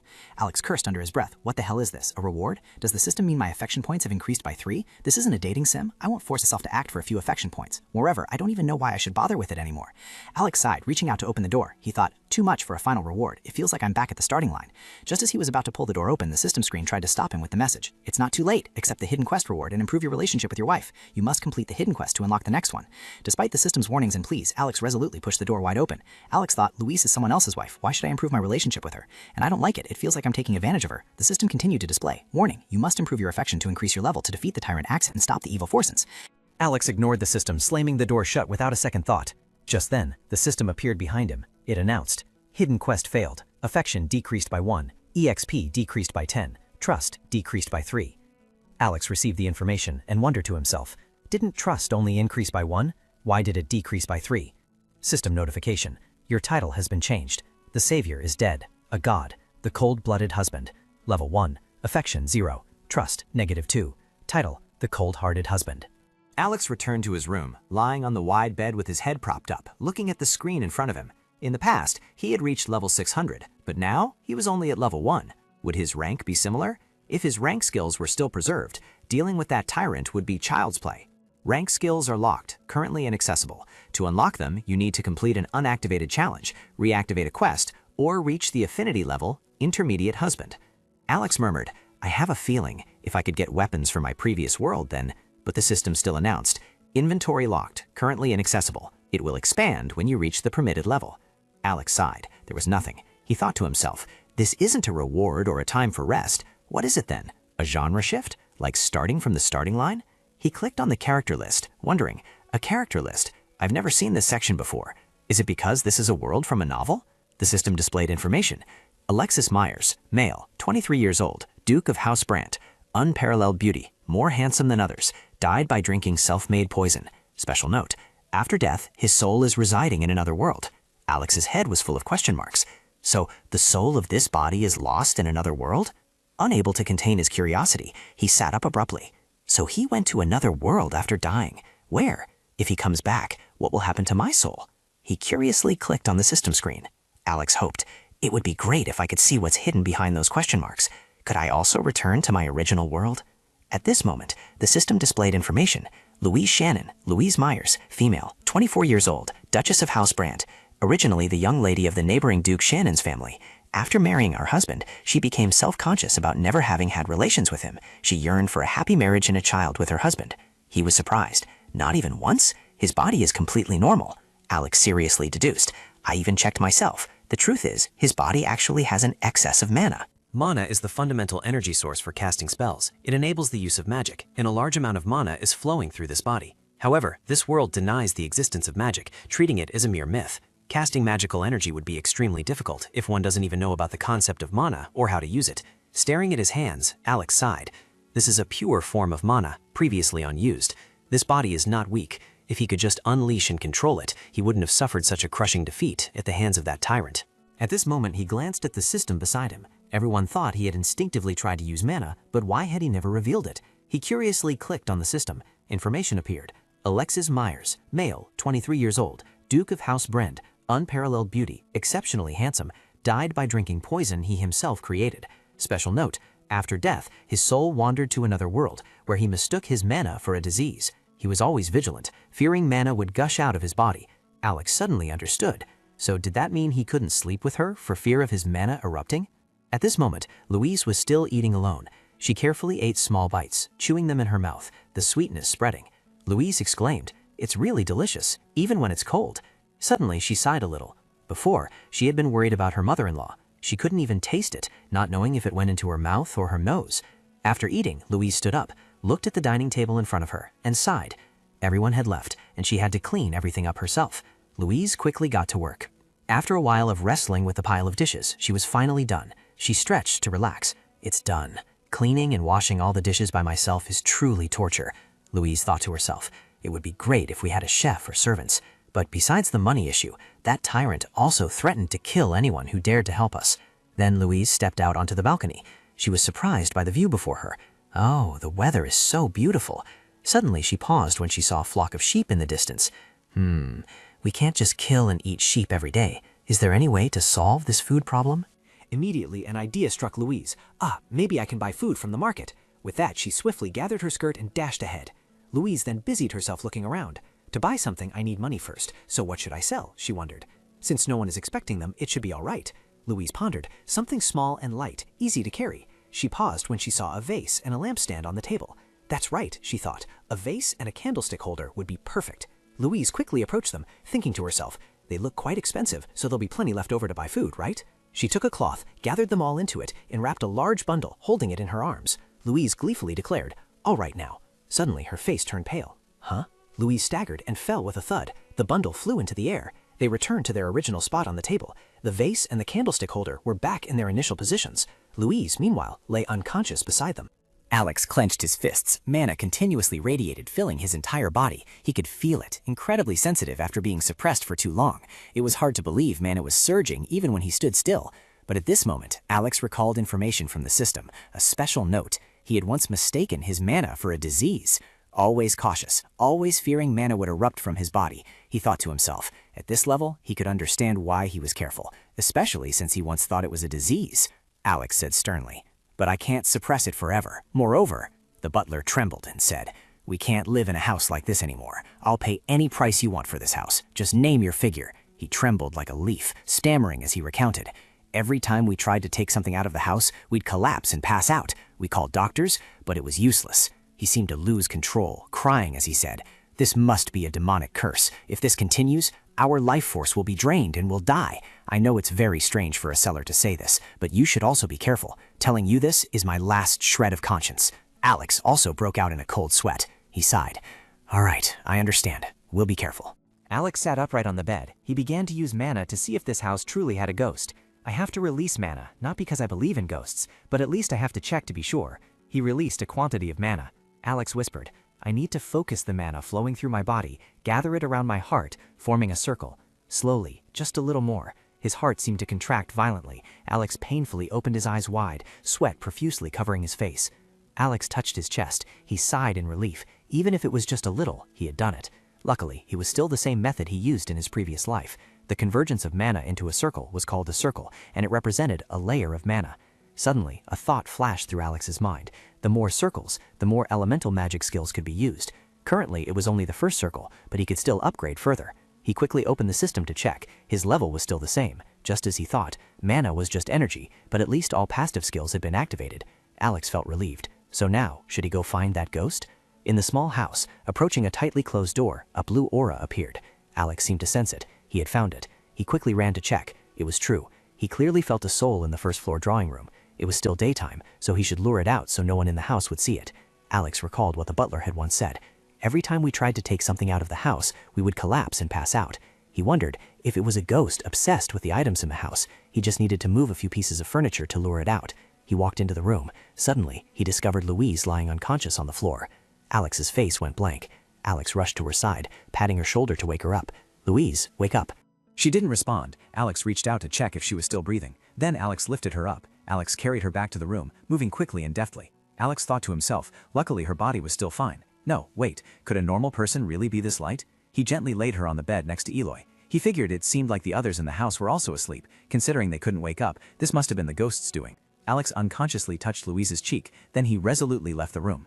Alex used mana. He seemed to sense it moving, getting closer now. At this moment, a cloud of black smoke appeared. Alex quickly covered his nose with his hand. Was this smoke what made them fall into a deep sleep and faint? I should avoid inhaling it as much as possible. Alex covered his nose with one hand, using the other to channel mana and block the black gas. A beastly figure appeared. Alex inwardly exclaimed, "Got it." The system displayed a notification. "Congratulations, you have discovered a being from the otherworld. The challenge quest to restore your position has been unlocked. Complete the quest to regain your power as a necromancer." Alex was surprised to regain the title of necromancer, a profession he once held in the system in his previous life. When they said there was a ghost, he had a premonition that this would happen, but he didn't expect the system window to activate and give such a quest. A white spirit beast materialized. Alex whispered, "Here it is." It finally appeared. It was restrained by mana. The grumpy spirit beast struggled. The spirit beast roared. You can see me?" Alex clenched his hand, controlling it. Seeing it scream and show defiance towards him, Alex wondered, "I haven't even bound it yet, but I can hear this ghost's voice in my head. Is it because mana connects us?" Alex interrogated, "You're the one making everyone fall asleep, aren't you? Wake them up now." The stubborn spirit beast Gideon roared. "Let me go," Alex repeated. "Don't tell me they won't wake up again." Gideon retorted fiercely. "Gru, they won't die, but humans who have inhaled my smoke will find it very difficult to wake up." Alex pondered. "It's not a monster, but it's capable enough to incapacitate humans. On the surface, it's just a normal ghost. Could there be something hidden behind this?" Just then, the system issued an urgent quest. Subdue the ghost Gideon to be a spirit familiar. Time remaining, 10 minutes. Alex was surprised. Gideon is its name. Gideon fiercely bared its teeth and declared, "I must protect this house until my master returns. Get out! Get out now! This is my master's house." Observing Gideon's actions, Alex thought, "A ghost capable of affecting living people? It's not a monster or a magical beast. Its appearance in a house like this is certainly not natural. Is this really so convenient for me? And the fact that it's waiting for its master, could it be?" The system displayed information. Subdue the ghost Gideon as a spirit familiar and take the first step on the path to becoming a spirit controller. Alex mused. It feels like it's pushing me to follow the path of a spirit controller again. Could this be a creature intentionally created by the system? Alex spoke up. "You're not a normal ghost, are you? You said you're waiting for your master, so tell me your story." Gideon grumbled. "My story? I'm waiting for my master." One day I woke up after a nap in a warm place and everyone was gone, but I still remembered my master told me to look after the house. Gideon recounted the painful story, yelling, "I must protect the house until my master returns. I won't let anyone take anything." After hearing its story, Alex thought to himself, "I see. It seems its memories are fragmented." Gideon fiercely asked, "You're also planning to destroy this house, aren't you? Taste my smoke." Alex quickly covered his nose as it exhaled smoke. The smoke concentration was too high, causing Alex some difficulty. Eureka! System message. Autoimmune skill has been activated, mana consumed. Realizing he had been enchanted, Al confidently smirked. This was one of the passive skills that had activated upon completing the star circle. How convenient. Gideon saw that he was still unharmed after the smoke attack. Gideon yelled, "What? Why are you still normal after inhaling my smoke?" Alex waved his hand confidently and said, "Is this how you drive them out of the house? From now on, this is my house. Surrender." Gideon couldn't accept the harsh truth. It denied, "What? My master said he would definitely return." Alex advised, "And stop harassing others." Gideon trembled, a hateful glint appearing in its eyes. Grrr. It seemed to turn dark, its body growing abnormally large. Gideon, as if losing its humanity, charged forward to attack. Gideon growled fiercely. Grrr. Its body grew larger, its sharp claws looking as if they could pierce the floor. Gideon, out of control, lunged to attack. Gideon paused. It seemed to have evolved, water constantly dripping. Gideon threatened, "If you don't leave this house immediately, I will destroy everything." As soon as it finished speaking, Gideon leaped high, roaring loudly in front of Alex. The system reported, "Warning, Gideon has transformed back to its original form. Combat power doubled." Seeing it act so brazenly in front of him, Alex was annoyed. If that's the case, there's no other way. Gideon opened its mouth wide. Rah! Alex quickly dodged Gideon. He used his hand to strike its neck hard. Then he used his foot to kick Gideon's leg hard, causing it immense pain. Grrr! Gideon was thoroughly beaten by him, falling with a thud onto the floor, lying sprawled. Alex seized the opportunity to summon Mana. He stood in front of it and said, "I know you're sad, but calm down. Why don't you forget the one who won't return and find a new master?" He looked at it lying there in pain and thought to himself, "I can't miss this opportunity to complete this mission. I must subdue it and make it my spirit assistant." Gideon roared, "My master will never abandon me." Then Gideon leaped up to attack. Alex thought to himself, "Since time is limited, I must finish this quickly." It's best to prevent it from moving freely. He immediately used mana to bind it. A growl. A moment later, Gideon was completely subdued. Alex approached and said, "You're wondering why I wasn't enchanted by your smoke, aren't you?" Gideon gritted its teeth, looking at Alex. Alex stated, "That's because I am your new master." Alex glanced at the wound on its leg. He realized that a Tier 1 spell would be enough for this wound. Then he channeled mana into it. The system displayed, "Active skill, healing, consumes magic power to heal wounds. Mana is being consumed." Gideon stubbornly repeated a conviction. "In this world, I only have one master." A series of growls, but Alex didn't care. He continued to heal its wound. Alex stated, "I am your new master. That's because I can speak to you and heal your wounds. I came here to find you." Gideon shook his head in refusal. "No way, my master." Alex insisted that he quickly subdue it. "No, I am your new master. I already know your name. Nice to meet you, Gideon." Hearing him call his name so casually, Gideon asked him surprise, "How do you know my name?" The system reported, "Gideon has fallen into a state of confusion and temporarily lost his will to fight. To accept Gideon as your assistant spirit, use the command. Warning, Gideon's fighting spirit will return in 10 seconds. Alex pondered, "I didn't have high expectations, but even if it's a ghost, the power to make others fall asleep is truly an unexpected gain." The system continuously announced, "Warning, Gideon's fighting spirit will return in 10 seconds. Alex thought to himself, "Become my assistant spirit." He relentlessly tried to subdue it. A moment later, Gideon lay sprawled on the floor. The system reported, "Assistant spirit successfully recruited. Number of assistant spirits owned, 1 out of 1. Alex checked his surroundings and realized all the smoke had vanished. Why aren't they awake yet? Gideon, back in his adorable form, reassured him about the ingredients. "They just want to sleep. My smoke doesn't contain any harmful or addictive substances." Alex nodded. "Understood. I'll observe further." Suddenly he froze. Louise's attire was slightly more revealing than before, and her face was flushed. Seeing Louise in this state made his body temperature rise, and he swallowed hard. "Wait, is it okay for me to be here?" Alex quickly grabbed a blanket and carefully covered her, looking at them sleeping. "It's a bit strange, isn't it? They must have been under a lot of stress and fatigue until now. It's better not to disturb them." Alex then quickly left the room. Outside in the night space, Eloy had vanished, leaving only Louise lying alone on the bed. She fell into a deep sleep, her body restlessly tossing and turning. Louise wondered to herself, "I was going to go shopping. Why did I fall asleep? Or should I sleep a little longer?" Just then, Eloy burst through the door, shouting loudly, "Sister-in-law, wake up!" Louise sat up, her head throbbing. "Oh, Eloy, how long have I been asleep? I feel refreshed, but also a little uneasy, like oversleeping on an exam day." Eloy stood beside her, muttering, "You're awake, finally. Why did you sleep so long? It's already dinner time." Hearing her brother-in-law's words, Louise was bewildered. "Dinner? Did I sleep all day?" She hurriedly got out of bed. Why had she slept so long? Eloy stood beside her and said, "You've slept past noon. Hurry up and eat. Everything's ready." Eloy, holding up her dress, went ahead. Louise was still puzzled. "How strange. I don't remember clearly. I'm sure I put away the candle holder in the vase." Then Louise also went downstairs for the meal. Suddenly she stopped short. There were the candle holder and the vase, still in their original spots. The things I intended to take were still there. Could I have been so tired that I imagined it? Suddenly her mother-in-law grumbled beside her, tsk, making her tense. She sat smugly and said sarcastically, "Finally awake? Slept well, did we?" Louise, flustered, replied, "Yes, I slept very well." She immediately blamed her. "It's all your fault. Now the head of the Brandt family is in the kitchen preparing the meal." Louise, hearing the name, was bewildered. "What? Alex?" She hurriedly, holding up her dress, ran down to the kitchen to check. I wonder what she meant by everything being ready. Is Alex cooking dinner? As soon as she stepped into the kitchen, the smell of food wafted out. It smelled so good. She walked in and saw Eloy carrying bowls and chopsticks. She was bewildered. What was Eloy doing? And since I said I wouldn't do it, she had no other choice. Just as Alex carried the food past her, their eyes met. Alex felt a flutter in his heart. Looking at this handsome face, I felt completely awake. Alex gently asked, "You're awake? Do you feel better?" Alex said with concern, "You slept for so long that I was very worried." Louise awkwardly replied, "Oh, I'm fine, just a little tired." She softly added, "Perhaps the soft bed made me sleep even longer." Alex responded, "I understand. You must be hungry by now. It's best to eat." Afterwards, she and he went to the dining table, where the food was fully arranged, looking incredibly lavish. Louise was utterly shocked looking at the food. "Oh my goodness, who made all of this?"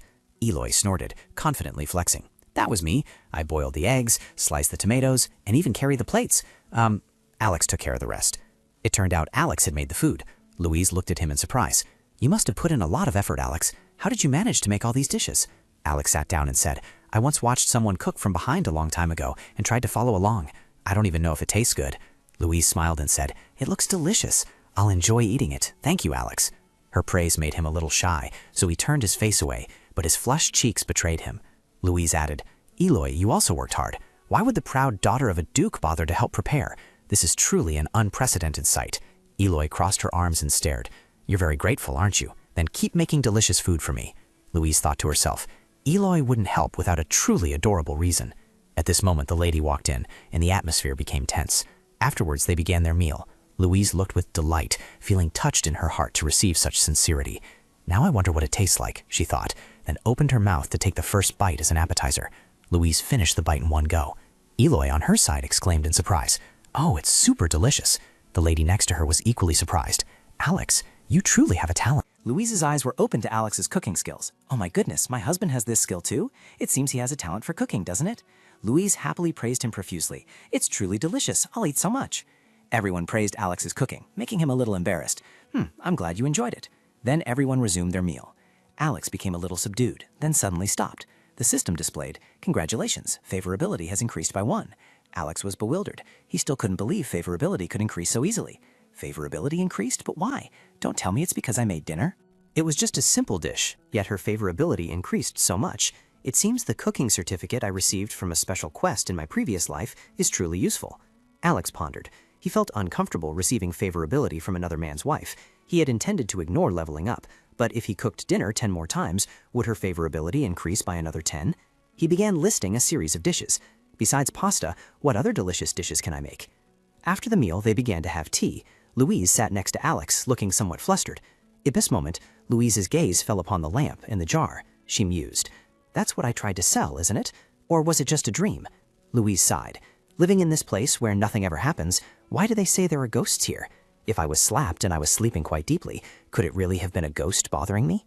Just then, she also tacitly agreed. Yes, this place is surprisingly good." Eloy, sitting nearby, also shivered, feeling a chill. "No, don't talk about ghosts. If you mention them without reason, they might appear." Louise nervously asked, "Alex, has anything strange happened to you? It would be good if there were no ghosts here, but I'm worried because they said the previous owner also moved out." Alex expressed, "Well, since nothing has happened yet, perhaps everything will be fine." Louise was surprised. "That's good then, nothing more to worry about." Alex paused for a moment, then suddenly spoke up. "Or perhaps the spirit has accepted us as the owners of the house, so don't worry too much." Alex reassured her, somewhat comforting her, and Louise also became bolder. I understand. She thought to herself, he's strangely confident. I'll worry about that later if a real ghost actually appears. In the dark room, Alex was sitting next to the system screen. Alex leaned back, letting out a sigh. Phew, today was truly a long day. In the morning, I went to catch sheep. In the afternoon, I recruited Gideon. And in the evening, I prepared a meal while the whole family was still asleep. And Gideon has accepted his new master, so there's no need to worry anymore. At this moment, the system displayed information. Job skills unlocked. But now it seems my level has dropped to 1, and all my original spirit beasts have disappeared. Profession, Soul Schuser, level 1, spirit beasts owned 1/1. Skills related to the previous profession have also become useless. To increase the number of spirit beasts, I need to increase my level or accept special quests. Alex summoned Gideon. Master called? Gideon appeared, beaming. Master, did you call my name? Alex knelt down in front of Gideon. Alex stroked its head and said, Shh, others can't hear you. Gideon wagged its tail in response. Gru, I understand. He assumed it had now become his assistant, but he should remind it to be cautious. Alex warned, Be careful not to run into the family later. Alex paused. He recalled Louise's image. History books always spoke of a revolution. No, a hero appearing in times like these. The system warned. You need to increase your favorability to level up, and increase your level to defeat the tyrant and subdue the evil forces. Alex felt as if the whole world was urging him to defeat evil and restore peace. But to increase his level, he returned to his chair. Why do I have to do the troublesome job of saving the world twice? Moreover, at this moment, the system suddenly lit up. Level 1, favorability 0, trust -2. Alex rubs his aching head. Why, of all things, do I need favorability to level up? Outside the field, Louise appeared radiant. Her mother saw her and looked annoyed. Wasn't it usually the sheep that wobbled? Just then, a sheep lay plumply in one spot, staring intently at her, and Louise burst out laughing. I think their wool is so thick they look like they're about to roll over. Louise excitedly made an offer. Oh, so would you like to go sheep shearing with me? Her mother asked in surprise. What? Are you asking me to do that strenuous work? Louise pleaded, saying everything she could. It's not that tiring when you start, and I heard it helps clear your mind and makes you feel more relaxed. Her mother dodged the request, pulling up her skirt. I feel like my whole body will ache. Louise expressed, a little exercise would be good for your health. Her mother retorted, if it's so good, then you do more of it. I'm going inside. If I stay out here any longer, my skin will get burnt black. Then she turned and walked away. Louise, bewildered, said, Yes, Mom, go on in. She felt quite sad inside. As expected, her mother refused immediately, without hesitation. In the shed, after some work, Louise wiped sweat from her brow. She held a tool in her hand. Found it. This should work, right? Although covered in a thick layer of dust from disuse, all the necessary tools were ready. Then she painstakingly carried the tools outside. She thought to herself that she needed to do something useful. Although Alex had somehow managed to find them a house, living expenses were another matter. They needed a stable source of income. Louise put on her gloves.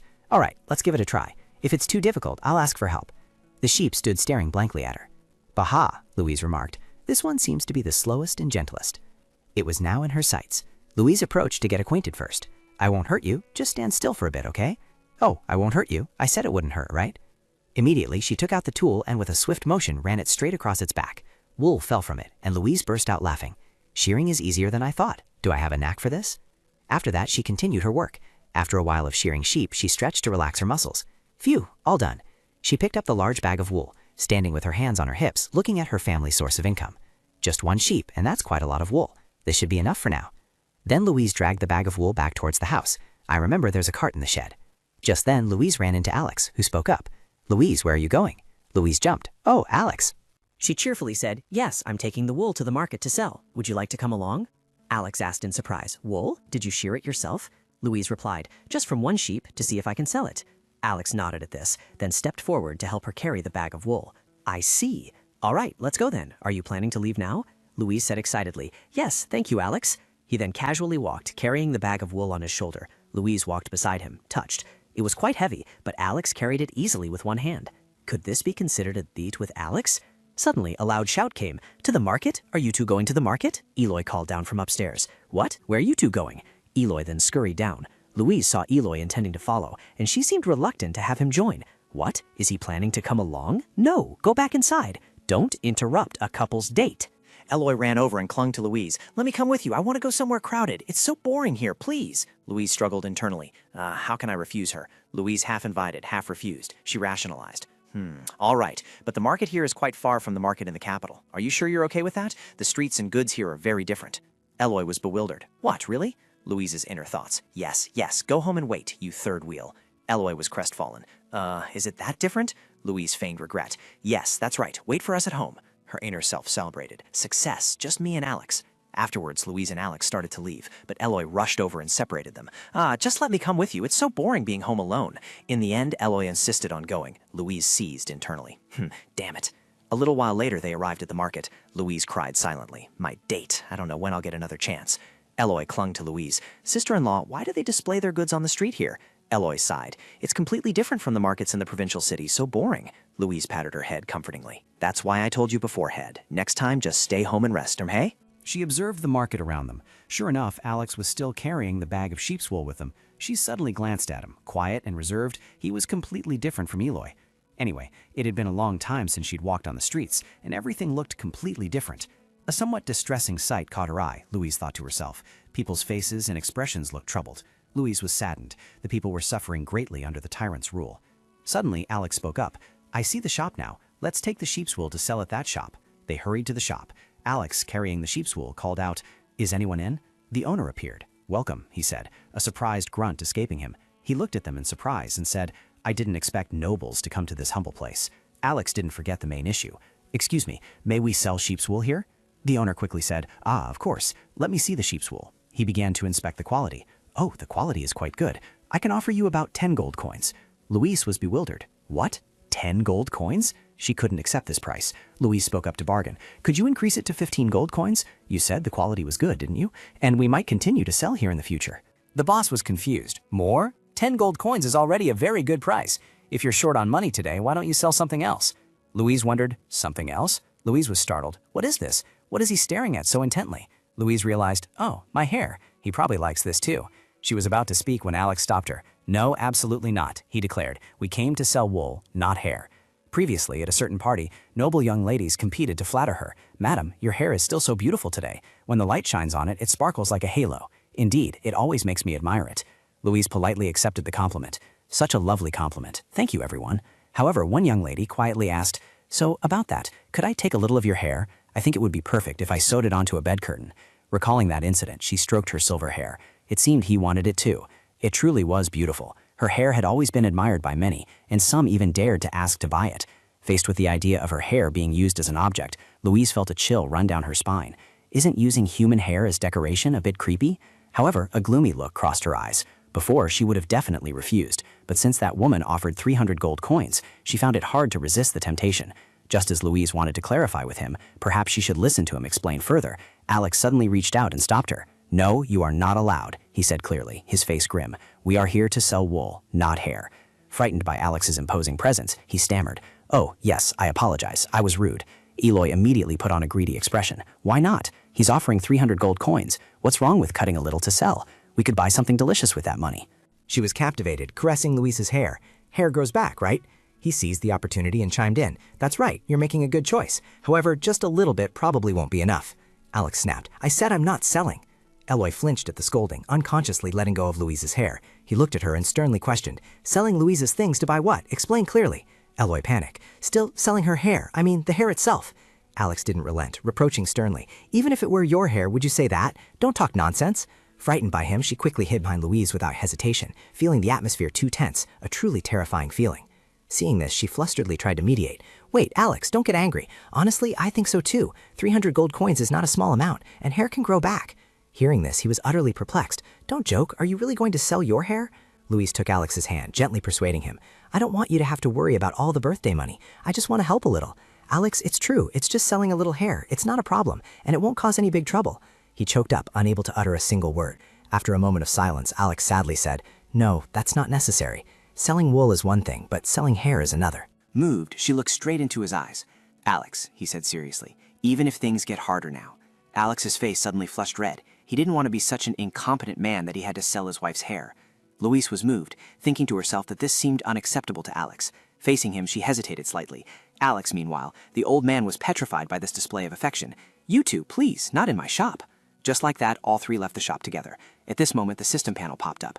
Congratulations, affection level +1. He was confused, not understanding why the stat had changed. The affection level increased? Why? Alex carefully pondered. I didn't do anything this time. Why is that? Is it because I can earn money, or because I said I didn't want to be incompetent? He immediately operated on the system panel, requesting a basic explanation of the affection level. The system immediately explained clearly. What is the affection level? Your wife's affection level will make you stronger. When affection increases, or when you make a request to Louise, you will unlock special skills. Raise your wife's affection and destroy the dark forces.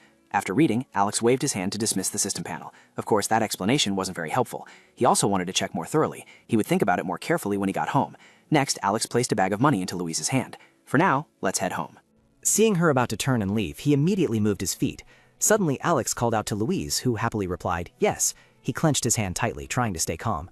Honestly, I was very surprised. I didn't expect her to think our situation was so serious. Thinking about how she even intended to sell her hair for money, Alex calmly asked, I'm not sick or injured. We can't let that happen. Can you get home by yourself? I need to go to the messenger for a bit. Louise looked bewildered, understanding he had some intention. The messenger? Where are you going? Alex bluntly gave the answer. To Luton. Both were extremely surprised upon hearing this. Luton? You're going to Luton? She worried about Alex's upcoming journey. Are you sure you'll be okay going there alone? Alex was surprised. Is something happening there? However, Louise couldn't hide a troubled look on her face. I'm just worried you might run into trouble or something. He was doubtful. Trouble? It was then that Alex considered the issue. Now that he thought about it, something similar had happened once before. But if I tell her, she'll only worry more. He then spoke to reassure her. I've been there before, don't worry. She sighed helplessly. But since you're already going out, how about we… Eloy interjected. No, I don't want to go there. She clutched her dress, her face flushing crimson. What if you meet someone else? You're still wearing clothes that have been out of fashion for ages. Louise hadn't expected Eloy to show this side of himself. After all, nobles frequently visited Luton, so perhaps he simply didn't want anyone to see him in such a state. It was by no means a place plagued by thieves. On the contrary, it was a bustling hub of activity. Luton was one of the most prosperous and luxurious cities in the Relid Empire. The finest artisans all had their shops there, and nobles, who held sway over high society, were frequent visitors. Golden carriages constantly moved along the streets, and these nobles often flaunted exquisite jewelry, fashionable clothes, and splendid hairstyles. The more Louise thought about it, the more dejected she became. We're still wearing the few meager clothes we managed to grab when we were driven out. She could only return with Eloy. Then I'll stay with Eloy. Please be careful, Alex. He replied gently. Yes, I will be careful. Alex watched their retreating figures. Louise's appearance, with her flowing silver hair, was deeply etched in his mind. Seeing that, Alex's Adam's apple involuntarily moved up and down, thinking about her intention to cut that beautiful hair for money. He felt his body become strange, a peculiar sensation in his chest, probably just due to his responsibility as the family's breadwinner. Yes, that's right.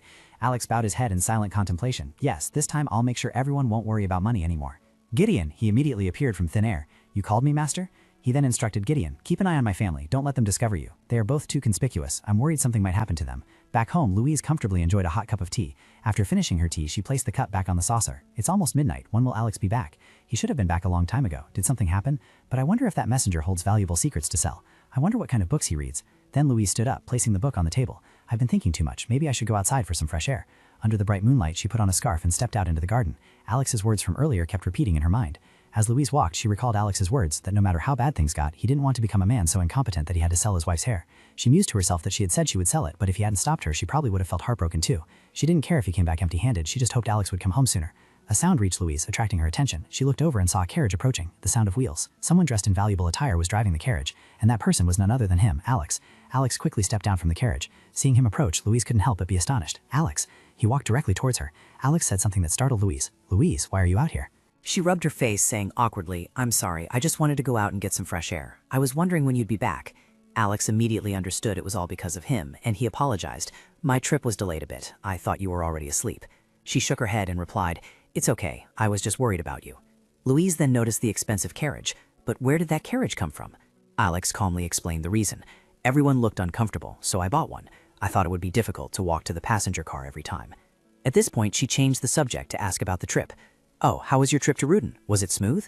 That carriage, it looks just as expensive as the one we used at the Duke's Manor.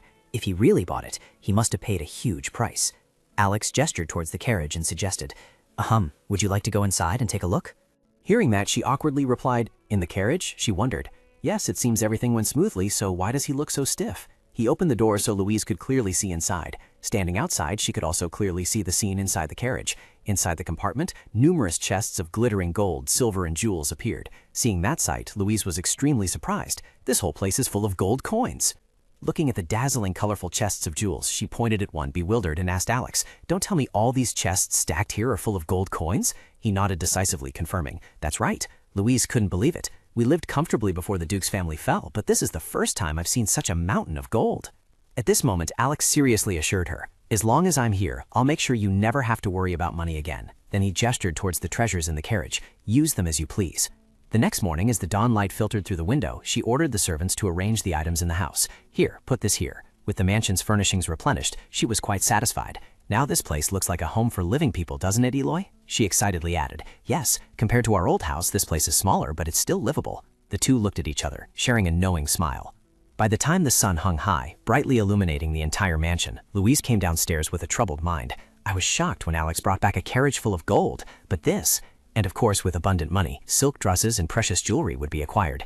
Eloy and her mother-in-law invited retailers and fashion store owners to the mansion and bought their entire inventory. Every day, all sorts of luxury goods poured into the mansion. Louise also thought about buying some things for herself. I also bought a new dress, but I was expelled from the Duke's mansion with nothing, and I really need clothes and shoes. Hiring additional cooks was essential. Alex also hired a talented chef and allowed them to open a restaurant near the villa. Due to the tyrant's threats, we couldn't hire private servants. Thinking that there were now cooks, she could finally breathe a sigh of relief, feeling so relieved that she no longer had to cook. Louise opened the door and looked around, then she saw Alex approaching from a distance. Overjoyed, Louise smiled brightly and called out loudly, "Alex!" Hearing the familiar voice, he looked up to see. She warmly informed Alex, "Our meal from the restaurant has just arrived." Louise cheerfully flashed a bright smile. "Let's go, Alex." He awkwardly rubbed his neck and replied, "Thank you, madam." Alex mused to himself, "Louise must only be smiling because she thinks I'm her husband. If she finds out I'm not the real Alex." He quietly watched her back. "This is just a small sin. Earning so much money like this means I just have to take on the responsibility of the one who left." Admiring Louise's relaxed demeanor, he had calculated from the start that he didn't intend to bring back so much gold. Not hearing him say anything, she immediately turned and asked, "What's wrong, Alex?" He shook his head and said, "Oh, it's nothing. Let's go." Meanwhile, Louise began listing the dishes. Today's menu includes grilled beef tenderloin, Zepspa broth, and red grape jelly. Alex had always thought that Louise seemed very satisfied since he resolved our problem, but why hadn't her favorability increased? He seriously pondered ways to increase her favorability, whether it was when he sold knowledge through an information broker to receive a large sum of money, or when he stimulated the local economy by spending money like water. Eloy had been praising this menu all day. Ironically, it wasn't his favorability that increased, but an entirely different stat that maxed out. The system popped up a notification. "Congratulations, your reputation has increased by 3 points for stimulating the local economy. Reputation 157. Alex sighed wearily, casually interacting with the system panel. He hadn't intended to do that to increase favorability, but he had thought it would at least go up a little. After all, couldn't favorability be gained just with money? Seeing the information on the system panel, he froze. Alex was bewildered when he saw Louise's data. Female, 24 years old, Lady Brandt, from the neighboring ducal family of Sano, after an arranged marriage. She is worried because she has no relationship with her husband. She yearns for a happy marriage and a child with her husband. This is, given the contrasting atmosphere between the two of them, Alex secretly decided he would pretend he hadn't seen anything. Soon after, he finished bathing and returned to his room. Alex wearily sat on the soft bed. The favorability level was still at 2. Could he increase it? He rested his hand on his forehead, tiredly leaning back onto the bed. He didn't think he could increase it, but because the points were rising, he couldn't stop thinking about it. With his current lack of energy, Alex closed his eyes tightly. My head, he thought. It must be because my thoughts are a mess. He drifted off to sleep just like that. In his dream, a scathing voice rang out, "You useless brat." In the dark space, Alex vaguely heard, "Useless brat. I just dozed off for a bit. Where is this?" A dazzling light emanated from ahead, making him quickly cover his eyes. And the first thing Alex saw was a small figure huddled up. That back, it looked familiar. He walked over and saw the small body trembling, sobbing. As he got closer, Alex could clearly see the red, flushed face from crying. Seeing this, a sharp pain shot through both his mind and heart. Alex was in so much pain that his face contorted. His back suddenly ached sharply. And this feeling, it was as if he was sharing emotions with someone. He tried to endure the pain, wanting to clarify the identity of the child in front of him. Was that truly Alex as a child? Alex clutched his throbbing head, trying to steady his mind. Were his own memories synchronizing with him? His head felt like it was splitting in two. In the study, his younger self knelt humbly on the floor. Duke Brandt angrily swung the leather whip in his hand. Young Alex trembled in fear, bracing for the pain to descend. And then, a heavy lash struck his small, weak back. "Again, say it again. Why can't you speak normally?" Young Alex was beaten until he collapsed onto the floor, tears of despair streaming down his face. He had been tortured by him until he bled. Every month, Father would come here once to check on my studies and see if my stutter had improved. Throughout his childhood, Alex was subjected to beatings from Duke Brandt, who would say, "You shouldn't exist in this world." After the beating, he would leave in a rage, adding, "It's truly shameful that a flawed person like you bears our family name." Alex, however, felt choked with resentment and utterly desperate. He wasn't welcome anywhere. As his father said, it would be better if he didn't exist at all. Alex's spirits were completely crushed, and he could only try to support his small body within the vast, luxurious ducal mansion. He slowly walked towards a room, Alex stealthily approaching the door. Just as he was about to knock, voices arguing echoed from inside. "Why? Why did you give birth to such a son?" he furiously criticized. "Do you expect that useless brat to become the heir? You're too obsessed with your vulgar songs." She was equally furious. "Am I the only one who gave birth to a child? It's your fault for gallivanting everywhere." Duke Brandt roared, "Shut up." He could see through the door, witnessing their argument, realizing that even their fights were because of him. In that moment, Alex could only stand frozen. Yet there was a time he was allowed to sit at the same dining table with him. Alex nervously held his spoon, letting it clink against the plate. Why did Father invite me to the dining table now? Perhaps he wants to talk about the book I read yesterday. Any action he made irritated Duke Brandt. "Your table manners are still terrible. I told you not to clink your utensils together." Alex flinched in fright. "I'm sorry," he grumbled irritably. "Useless fool." Duke Brant slowly raised his soup spoon. "Alex, between my plate and your plate, one of them is poisoned." His words were chillingly cold. I am truly ashamed to have called such an idiot my sole heir. Aren't you sick of this? One of us must die for this suffering to end. He trembled all over from fright. "I don't want to die, father. Please wait. I'm trying my best. I will become a good son." Alex felt unwell as soon as he swallowed a spoonful of soup. Suddenly, his heart ached. His trembling hand dropped the spoon, and he spat out a mouthful of blood. Alex quickly covered his mouth to stop the fresh blood from gushing out. "My throat feels like it's burning. It hurts so much. No, this violates dining etiquette. I'll be scolded again." But his body couldn't resist the poison and collapsed onto the floor. Alex struggled to lift his face, despite tears and snot streaming down. Duke Brant, still indifferent, said, "In your next life, be reborn as a better person, Alex." Back in the present, as the morning light illuminated the room, he slowly opened his eyes. Alex cradled his throbbing head and sat up. Seeing the clear blue sky outside the window, looking at the brilliant sunshine like this, I must have slept for quite a while. No wonder it felt like a long dream. I didn't expect to sleep for so long. The moment he moved, a sharp pain shot through his back. "What is this? On my back? Don't tell me." Next, Alex walked to the mirror and took off his outer shirt. When he saw the whip scars on his back, he finally understood the problem. These were wounds he had never seen before.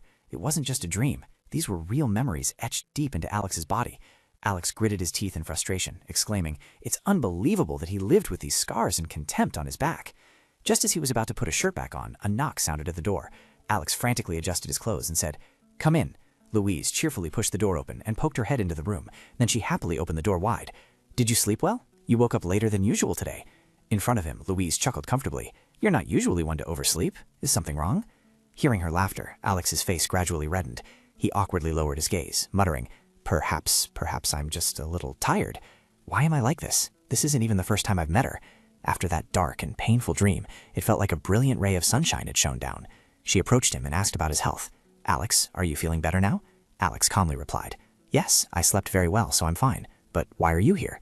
Louise excitedly gave her reason. "Oh, Eloy bought some new clothes and wants to go out. Since we have a carriage now, we plan to go to a livelier and larger district than last time." Then she offered, asking Alex, "Do you want to come with us? If you're tired, then don't worry about it." Alex shook his head, confirming, "Don't worry, I'll get ready and be right down." Hearing this, Louise was overjoyed. "Wonderful, thank you, Alex. I'll go tell Eloy and wait for you." As soon as she finished speaking, she quickly left the room.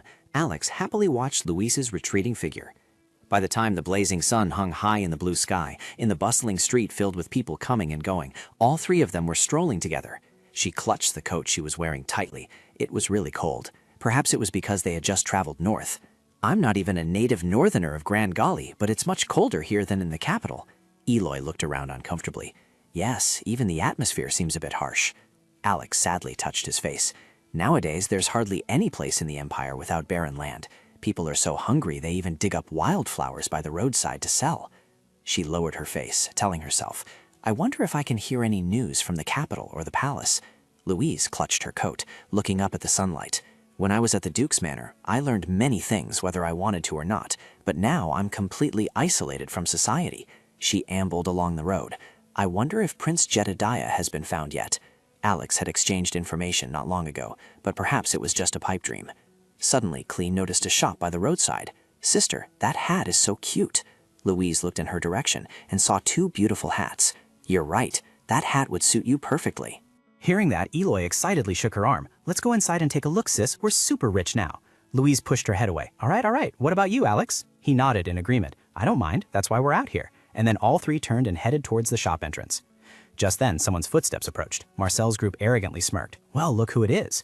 On the street, Marcel's group was chatting and laughing boisterously among themselves. Suddenly, Damien saw someone walk past. Seeing Louise's group about to enter the shop, he exclaimed, "Isn't that Alex?" Hearing that, Marcel turned in surprise. "What? Alex?" Garrison immediately looked. "That stuttering Alex guy?" He quickly recognized the person with him. Seeing the lady next to him, it must be him. Garrison then added, "Still as beautiful as ever. It's hard not to be envious." Damien scoffed. "What's so good about him? He's just a stuttering idiot." All three exchanged glances, secretly forming a malicious plan. Marcel decisively walked closer to Louise's group. He smugly interjected into the trio's fun. "Well, look who it is." Marcel arrogantly scoffed. "I was wondering where the Grand Duke's family had disappeared to. Turns out they're in this luxurious place?" Upon seeing this group, she felt nothing but disgust, letting out a frustrated sigh. What on earth were these scoundrels doing here? The three individuals were Earl Garrison Osborne, Marquis Damien Gels, and Marquis Marcel Howard. These three were well-known figures in high society. They always instilled fear in other nobles, making them keep their distance, completely unlike Alex, who was quiet and inconspicuous in society. They were notorious troublemakers, obsessed with trends, fashion, and gossip. Louise was intimately familiar with their details, especially their wives, each of whom essentially ruled the high society gossip circuit. She had no desire to acknowledge them, decisively heading straight for the shop door. "Let's go, Alex. Getting involved would only lead to more trouble." Ignoring her, Marcel scoffed. My, to just leave like that would be terribly impolite. With that, he suddenly darted in front of Louise. "Are you not pleased to see us? I'm genuinely quite curious about the Duke's family affairs." She stumbled back in fright. "Good heavens, what is that scent? Did he bathe in perfume?" Marcel didn't miss the chance to taunt him. "Alex thinks that the social club are terribly boring without you." Louise's brows furrowed, her face clouding over. They were the very ones who had coerced Alex into going there, and yet they spoke as if they were intimate friends. What they really meant was they missed the feeling of having someone to ridicule and torment. She irritably pulled Eloy away. "You all rushed to greet us. You must have too much time on your hands, huh?" Louise didn't want Alex to be pressured by them. She didn't want to see her husband bow his head again. She would stand up herself and deal with their bullying. But he looked straight at them with cold eyes. Huh? Wasn't Alex afraid of them? Suddenly the system popped up. New character unlocked. He observed all three, thinking to himself, "It seems that meeting them in person unlocks the character list. Let's see what kind of people they are." Marcel's information appeared. Marcel Howard, male, 26 years old, operates Howard Textiles, the largest textile factory in the empire. The true owner of Howard Textiles is his younger brother, Landon Howard, while Marcel acts as a patron and a secret power broker. The sponsors of the textile factories had formed an alliance called the Holden Textile Federation. The system displayed more facts. The Holden Textile Federation monopolizes the entire distribution of textiles throughout the empire. However, due to unfair collusion, they were heavily criticized by the people. They maintained a good relationship with the tyrant by voluntarily paying high taxes. Alex realized, so the tyrant turned a blind eye to their corruption because they paid him off enough. Seeing the system remind him that he had no power, he sighed helplessly. He had no combat power, so what made him so confident in provoking trouble? Marcel casually asked Alex, Well, what would you do without your wife here, Alex?" Damien chimed in, "You've always been lucky in love with women, haven't you?" Garrison smugly added, "So what's your secret to keeping your wife by your side all this time?" Then he smirked cunningly. "If she runs away, I could offer her a maid's position." Louise angrily clenched her fists and yelled, "What did you just say?" Eloy, standing beside her, was trembling with rage. She was now like a furious lapdog, ready to snap. "You filthy scoundrels, get lost and don't talk to us. Who do you think you're talking down to? You idiots don't even know the line between what should be said and what shouldn't." Louise tiredly tried to hold Eloy back. Oh, the wild child of high society. Previously, she was always seen in splendid outfits, even with an older brother who was mocked by everyone. Eloy, with her dazzling fashion sense and lively, sociable personality, along with Princess Annabelle, was one of the two leading figures of the teenage elite. The three of them were rendered speechless by such words. They might have heard rumors, but this was their first time meeting her in person. Garrison, trembling with indignation, pointed at her. "What a pity. I still have matters to settle with your brother. Isn't the Duke's daughter the one who hates Alex the most?" Eloy paid no mind to his attitude and retorted, "Did I ever say I liked my brother? I'll mock him if I want to. So old geezer, buzz off." Louise helplessly turned her face away. Eloy seemed unhappy. Louise understood her irritable state. She had felt a little better after leaving the house, but she was still going through a turbulent adolescence. She didn't know how to handle this situation, but those men were all grown adults and high-ranking nobles. Now we are just commoners, both in status and power. We cannot win. Louise secretly resolved to protect Eloy, knowing that no matter how satisfying Eloy's curses sounded, she couldn't just laugh along. Disgust flashed in her eyes. For years, the despicable nobles of high society had continuously mocked and tormented her and her husband. Once, at a tea party where ladies and young noblewomen gathered, a lady, covering her mouth with a fan, chuckled and said, "By the way, Duchess, I'm truly curious about one thing. How are your plans for starting a family progressing?" Her words made Louise's actions falter. "I mean, the Duke is known to be quite naive about such matters, isn't he? You even traveled a long way from abroad to find such a husband." The lady lowered her fan, enjoying her taunt. "If it's too difficult, I could introduce someone well-known to help with such matters. I'm only offering help out of sympathy for you. Consider it a special favor." She responded skillfully, "Oh, thank you for your concern." Louise offered a gentle smile, thinking, But my husband is a bit possessive, so it would be difficult for him to accept help from others. He listens to everyone's opinions, but he's always stubborn about his views on matters like these. The ladies were so embarrassed, they became angry, but they couldn't retort. Only then could she relax and enjoy her tea. She herself already had a lover, yet still had the audacity to interfere in other people's marriages? Louise's eyes held a hint of sadness, similar to everyone else's. Under the table, she clenched her hands into fists. I heard you still haven't had any news about having children. On behalf of Duke Brant, I am truly sorry to hear that. If you want it that badly, I could take his place, couldn't I? Hey, Garrison, don't you think that's going too far? Alex is doing his best. At this moment, Louise is facing these three villains, and I no longer have any reason to preserve my family's honor. Now that it's come to this, I won't let this go easily. She regained her confidence, smiling faintly. I'll start with these bastards and tear apart the entire upper class. Marquis Marcel Howard, how is your wife doing these days? He was bewildered, not understanding Louise's intentions. Why are you asking about my wife? She shifted Marcel's full attention to someone else. He was still very devoted to her. Did that mean he had already forgiven her for that? He looked bewildered. What do you mean? Hearing this, Louise gradually understood everything. So he really didn't know. Of course, if Marcel knew, he wouldn't still be lingering by Count Garrison's side. She flashed a supremely smug smile. Oh my, you really don't know? Then Louise loudly announced a shocking piece of news. I'm referring to the fact that the Marchioness Howard is keeping a lover. She smiled gleefully, tossing her silver hair. In the small aristocratic society, there were countless secrets that only those directly involved were unaware of. To avoid making enemies, she no longer needed to hold back, so she might as well just let it all out. Marcel gnashed his teeth in fury. That's absurd. Are you even lying like that just to protect your husband? My wife only cares about me. Are you deliberately trying to cause trouble? Louise casually shifted the issue to Garrison. Just as I thought, the Marquis's trust in his wife remains unshaken. But are you sure your wife truly only cares about you? Why don't you ask the man standing next to you, Count Garrison Osborne? Considering what they've done to us, this can hardly be considered revenge. Marcel turned to him suspiciously and asked, why did she suddenly mention Garrison's name? Hey Garrison, what is she talking about? Louise thought with satisfaction.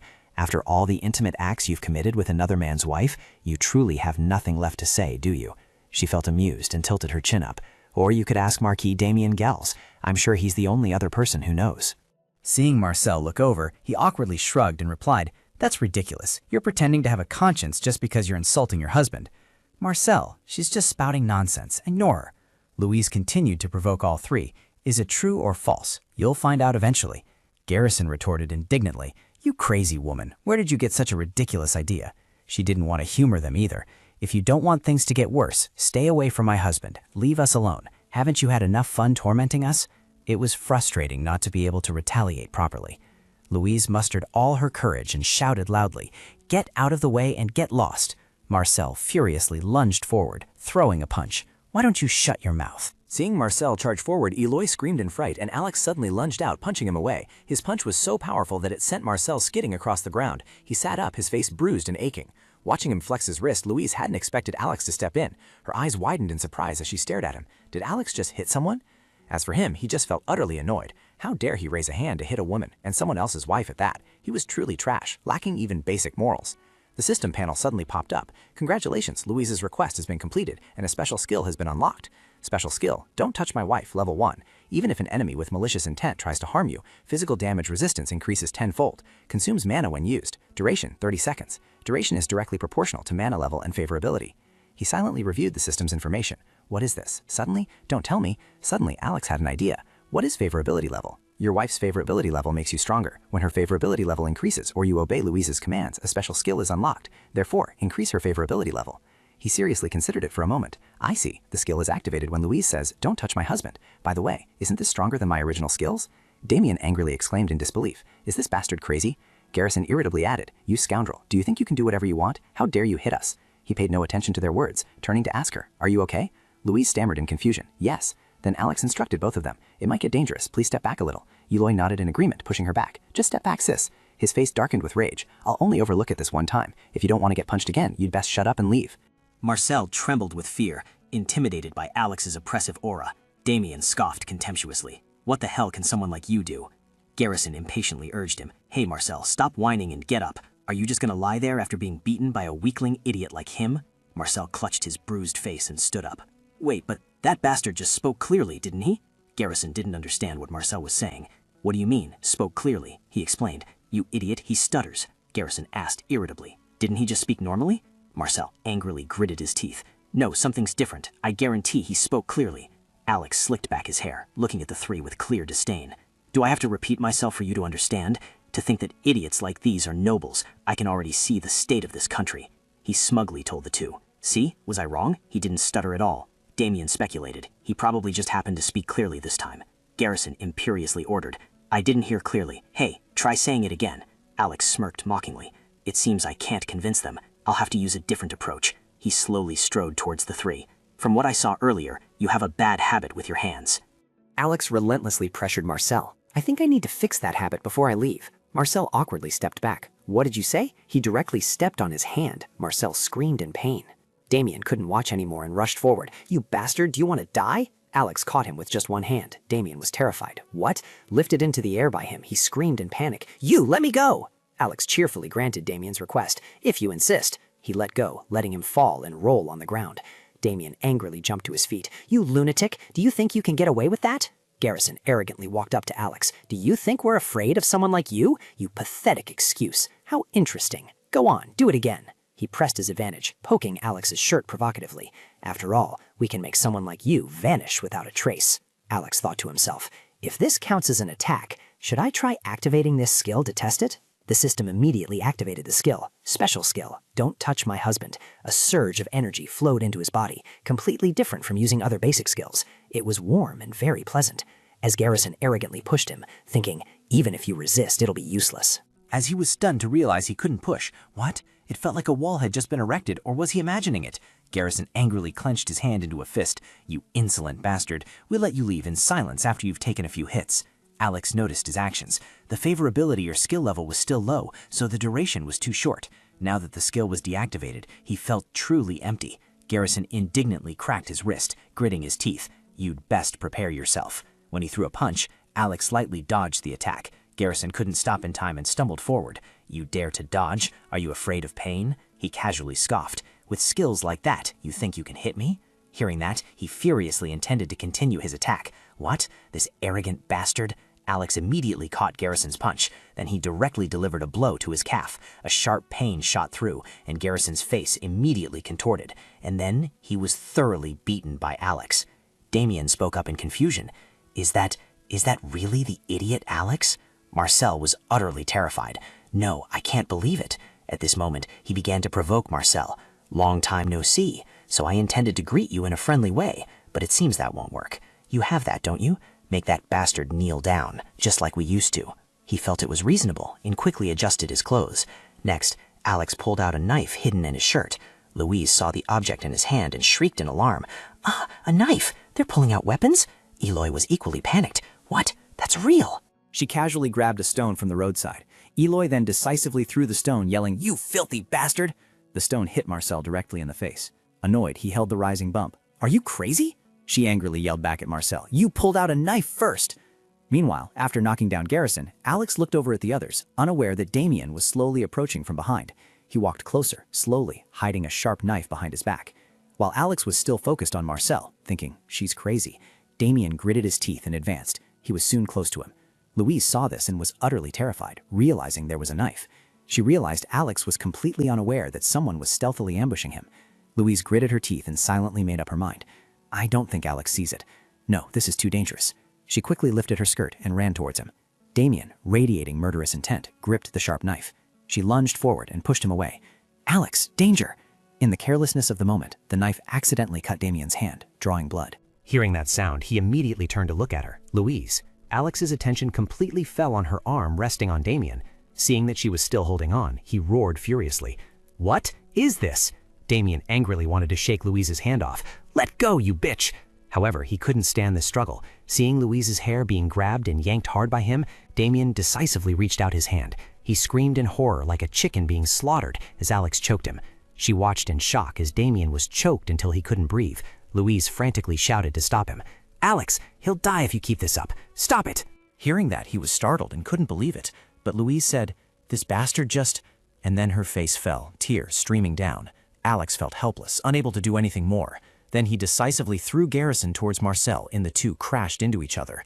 He tried to brace himself, pushing Damien aside. You bastard, he spat. I don't know how you ended up like this, but I won't let this go. Alex casually retorted with sarcasm. Why are you stuttering? Are you jealous of me from back then? He retorted, trembling. This damn bastard. The cold glint appeared in Alex's eyes. You'd better leave while I'm still being lenient. Having said that, he returned to Louise's side. To her, Alex gently extended his hand. It's over. Let's go. Louise stared blankly at his hand. Then she decisively placed her hand in Alex's. And so the three of them, Louise included, left under the furious gaze of Marcel's group. Stop right there, Alex. After an earth-shattering scene, the three of them comfortably strolled through the streets. However, she was still worried. I felt uneasy many times until now, but this is the first time Alex has looked so different. Alex calmly apologized to her. Louise, about that, I'm sorry. She flinched. Yes? He was gloomy for having let Louise suffer. You were hurt because of my mistake. I'm sorry. She shook her head, trying to defend Alex. No, Alex, you got angry protecting me. You don't have to apologize. They were the ones in the wrong. Then Louise's eyes crinkled with a happy smile. I think you're really cool, Alex. Eloy enthusiastically chimed in. Exactly. It was hilarious to see him get beaten to a pulp like a scarecrow. Alex felt a little embarrassed by the praise. If that's the case, then it's good. I'm truly ashamed for showing such a crude side of myself. At this moment, Louise felt sorry for Eloy for not being able to go inside to look at hats. By the way, Eloy, it's a shame we couldn't get to the shop you wanted earlier. She pointed directly at a shop not far away. If possible, could we stop there? Her eyes lit up and she excitedly exclaimed, Yes, let's go see what they have. Eloy, overjoyed, eagerly pulled both of them towards the shop. After a day of strolling through the city, Alex drove the carriage swiftly along the wide road. It's a good thing I learned how to drive a carriage in my previous life. He seriously reflected on everything. At this moment, I'm benefiting from those mandatory tasks. I couldn't even hire a coachman due to the Emperor's orders in my previous life. After awakening, he continued to perform various physical training tasks given by the system. Before that, Alex had learned all sorts of things like weightlifting, swimming, horseback riding, and shooting. Other awakened individuals had mundane tasks, such as basic physical training, running, or swimming. But strangely, he had to learn many other types of sports.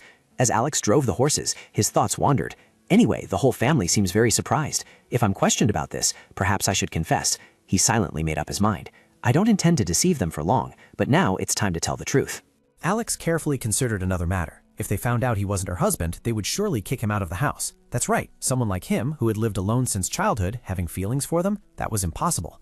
But he also considered the worst-case scenario. This was just the burden of having to reveal the truth that Alex was dead. Meanwhile, inside the carriage, Louise and Eloy each sat in a corner. Louise rested her chin on her hand, leaning against the window, gazing at the scenery outside. Suddenly, Louise called out to her, Eloy. Eloy looked over suspiciously. Louise looked directly at Eloy's bewildered face and asked, Is Alex always so good at fighting? Louise curiously inquired about his situation. Of course, I know he's very clumsy, but I wonder if he's different from when he was little. Eloy shook her head vigorously and replied, No, of course not. He can't even run fast. I already told you, he can't swing a sword, and he said he doesn't even dare go to the shooting range because he's afraid of gunshots. Louise still felt something was wrong, just as she had thought. However, she also found something strange. I also find it a bit strange. If he's always been so good at fighting, he wouldn't have let those guys get away with it. She calmly reminded Eloy. Now, keep today's events a secret from Mother. Mother won't be pleased if she finds out we accidentally encountered people from the Holden Textile Union. I'll try to talk to Alex privately. She immediately agreed. Yes, sister-in-law, Eloy confidently added. Anyway, it was quite satisfying, wasn't it, seeing those guys get beaten to a pulp? Thinking back, Louise also felt quite refreshed, yes. Under the twilight, the sound of horse hooves echoed everywhere. Soon after, all three returned to the mansion.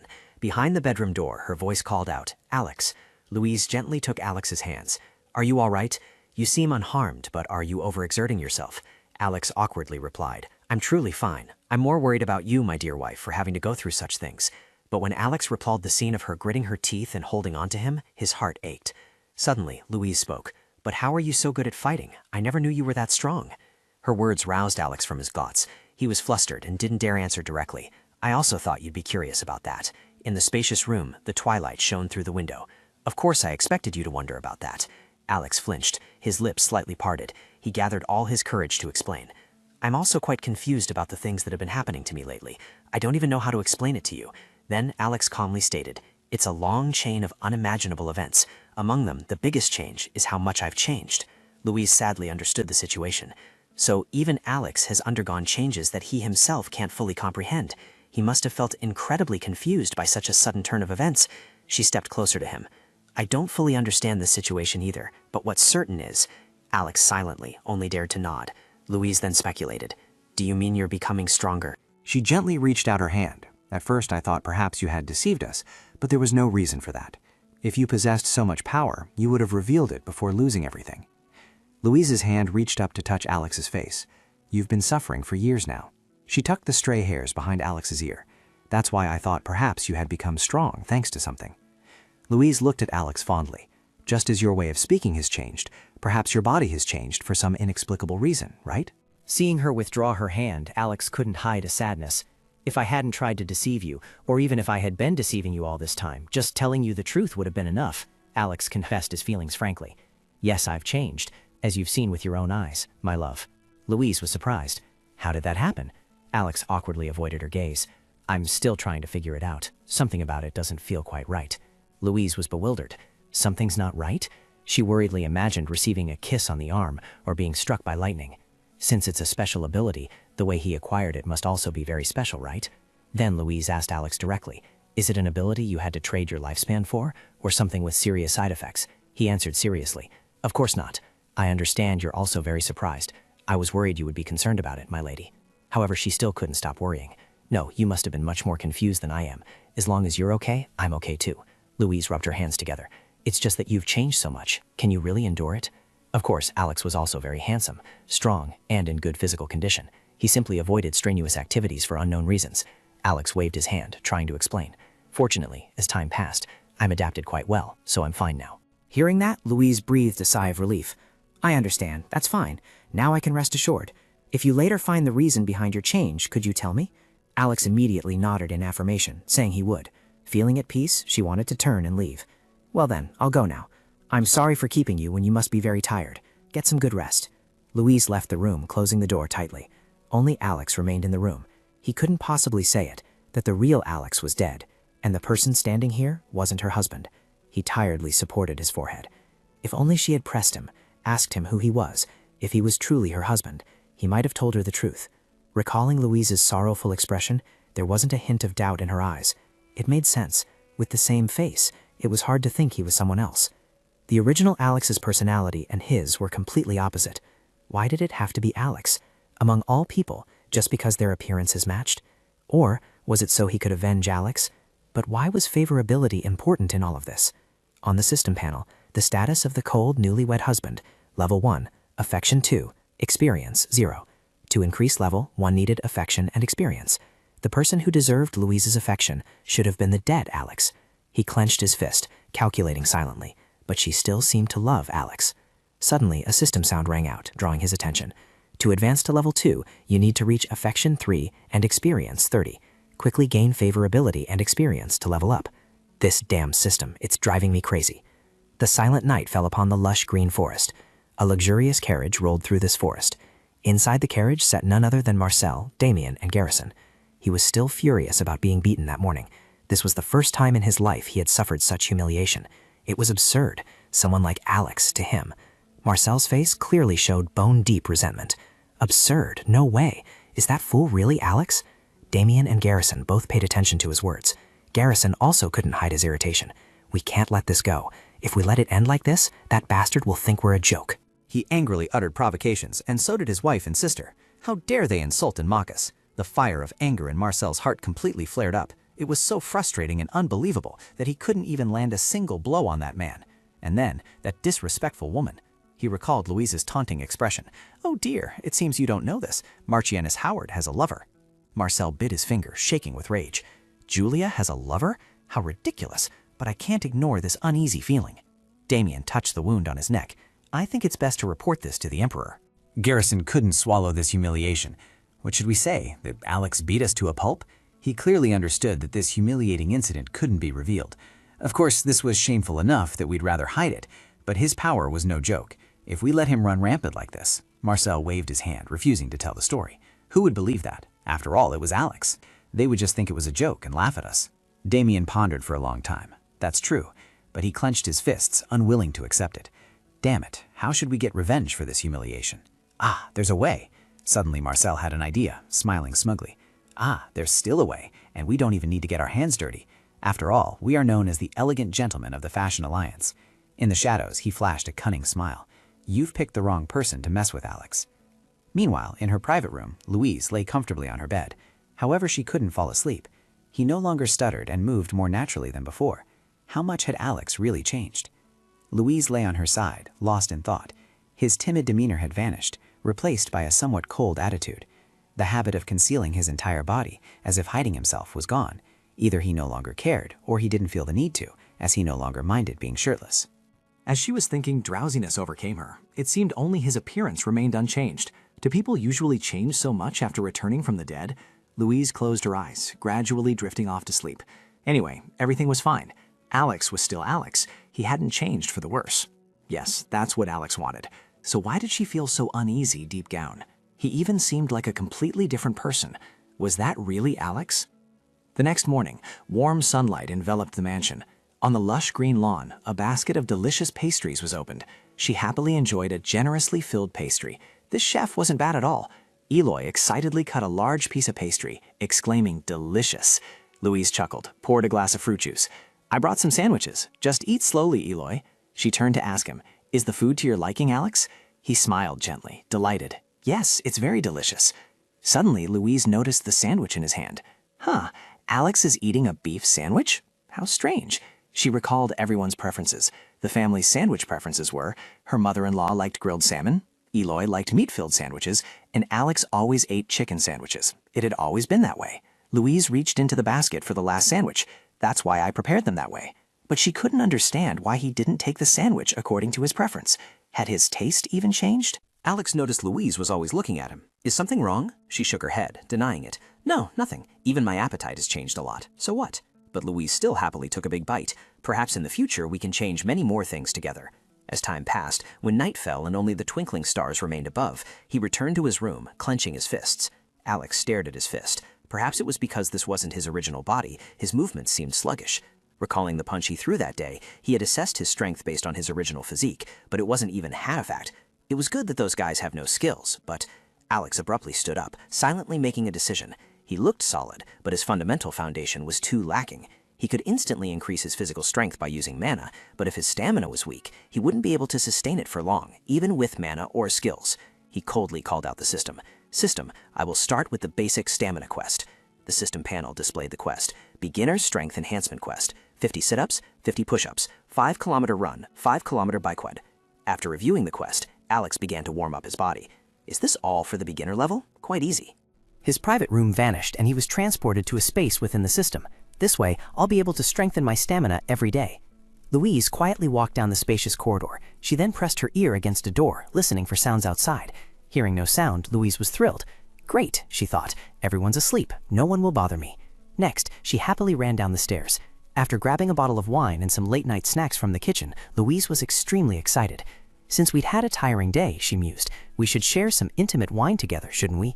Is it really that hard for a married couple to spend time together? She went to his room door and knocked a few times. Louise, filled with anticipation, called out, "Alex, it's me. Are you asleep yet?" Receiving no reply, she couldn't help but feel a pang of doubt. I can't wake someone who's sleeping, she thought. I should probably leave. Knowing this, Louise dejectedly turned to leave, seeing no other option. However, the door suddenly opened and his voice rang out, making her freeze. Louise. She quickly turned around towards Alex. Because her movement was too fast, the things Louise was holding accidentally slipped from her hand. Seeing this, he swiftly rushed forward, reaching out his hand. Alex immediately caught her while also grabbing the items. Louise felt a little embarrassed when he held her. Alex quickly let go of her. "Are you all right?" Louise's face flushed with embarrassment. "Yes, thank you." "Oh my, Alex, you look a little different, or am I just imagining things?" Her face completely red with embarrassment, she quickly turned away. "Ah, Alex, what were you doing just now?" Alex casually replied, "Oh, I was just doing a bit of training." Louise was startled. "Training?" She looked at Alex's still-lit room. "Training in your room, like running in place?" He then asked, "Louise, what are you doing here at this hour? And what is this?" She gave a forced smile, tucking a strand of hair behind her ear. "Because we had a difficult day today, I thought it would be nice if we spent some time together, so I brought this." Alex hadn't expected Louise to still be awake. "Actually, I thought you had already gone to bed." She carried the tray into his room. "I couldn't sleep well, and I also wanted to talk to you privately after a long time." After that, Louise placed the tray on the table, and Alex closed the room door behind them. She held on to the wine bottle, reminding herself, it's just the two of us. I'm feeling a bit nervous. Am I behaving improperly? Yet Louise still poured wine into the glass. "But how have you been exercising?" He sat down on the chair opposite her. "Just basic bodyweight exercises, like push-ups." She replied in surprise, "Oh, I didn't know you did other types of training." Alex works out? It was like Elo's reading a nonfiction book. Louise, with her eyes crinkled in a smile, offered the wine glass. So can we continue training together in the future? He agreed. Sure. She was pleased. That's great. Seeing the glass of wine Louise offered, Alex immediately fell silent. Then Louise picked up her own wine glass. Alex looked a bit tired. She wondered, did I come here for nothing? But when else would the two of us get to have a heart-to-heart? Or perhaps he was worried because Alex was an innocent man with no experience.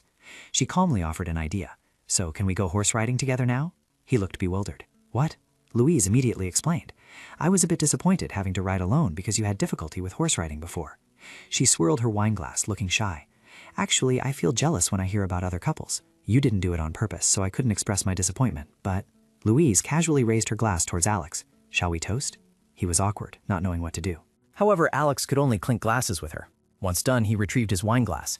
I understand, he said. Let's go horseback riding. Louise exclaimed excitedly. That's wonderful. Thank you, Alex. Flustered by her, he could only take a sip of wine. Meanwhile, Louise refreshingly enjoyed her wine. Horseback riding together, just thinking about it felt romantic. She was so glad Alex's body had recovered. After finishing her drink, she suddenly remembered. By the way, control is also very important in training. You're not overdoing it, are you? He shrugged indifferently, saying, It's fine, only 100 repetitions in total. Louise gasped in alarm. 100? She looked stunned, a little disbelieving. This is your first time. Is it okay to push yourself so hard? Hearing this, he awkwardly clarified. I wasn't too harsh with it. Louise felt much more relieved. I don't really understand that, she said. You've changed so much. Alex calmly shook his head, replying, No, I still feel weak after training. I plan to gradually increase the exercises from now on. She absently poured another glass of wine, thinking, because his body suddenly became stronger, perhaps his mind and body were no longer in sync, leading to overload. Louise also wanted to pour him more wine. Your glass is empty, Alex. This wine is quite good, isn't it? The restaurant chef suggested it. He tilted his glass for her to pour the wine. Yes, he said, but this drink has a rather high alcohol content, so be careful not to drink too much. Louise calmly replied, It's just wine, don't worry. Outside, the dark night sky only showed white clouds drifting lazily. The late-night snacks on the plate were also completely gone. Her voice was already a little tipsy. That's right, she slurred. Seeing Louise's condition, he felt uneasy. Louise, you're drunk. By now, her face was flushed red with intoxication. Alex, I feel better now. She tilted her head and smiled brightly. Perhaps we could also sleep together. Louise asked shyly, Can't we sleep together? This made the wine spill uncontrollably from Alex's mouth, while Louise still beamed at him excitedly. A moment later, Louise, with wide, bewildered eyes, called out, Alex! And he tried to calm himself. Louise, it's late. I'll escort you back to your room. Let's get up. Hearing this, Louise immediately pouted, losing her enthusiasm. Fine, she said. Suddenly, Alex moved closer to support her. Careful, he said. Louise subtly glanced at his hand, feeling its warmth. Alex was someone who often had cold hands and feet, and was prone to stress. She was glad to know he was healthy. Afterwards, she couldn't help but smile at Alex. A moment later, he stood facing her and said, Well then, good night. The door slowly closed. Alex slowly turned and walked away, unconsciously touching the back of his neck as he recalled, Alex, if your health is fine, can't we sleep together? It must be natural for a married couple to have such conversations, right? I've never dated before, so I never thought about it, but since she said that, I've changed after becoming her husband. But Alex will truly come back, so this is the right thing to do. Alex walked to his staircase, crossed his arms over his chest, and his face grew serious. However, Alex immediately became pensive. Well then, can we ride horses together? She had asked, excited to ride horses with her husband like that. It seemed that her husband, this man, only spent time with her going for walks and eating together, at most. Fortunately, I can ride a horse, and not only that, I'm also proficient in various control maneuvers thanks to the teacher's guidance. Wait a minute, the dating courses that Louise hasn't been able to attend yet, if I do them with her, won't I be able to increase her favorability? When I told her I would go horseback riding with her, Louise looked really happy. Perhaps her favorability level will increase through this outing. I've never had thoughts like these before, but somehow I'm contemplating how to increase favorability. But I can't stay at level 1 forever. When I level up and complete quests, I might find out why I entered Alex's body. Suddenly, a voice broke the silence, calling out, Alex.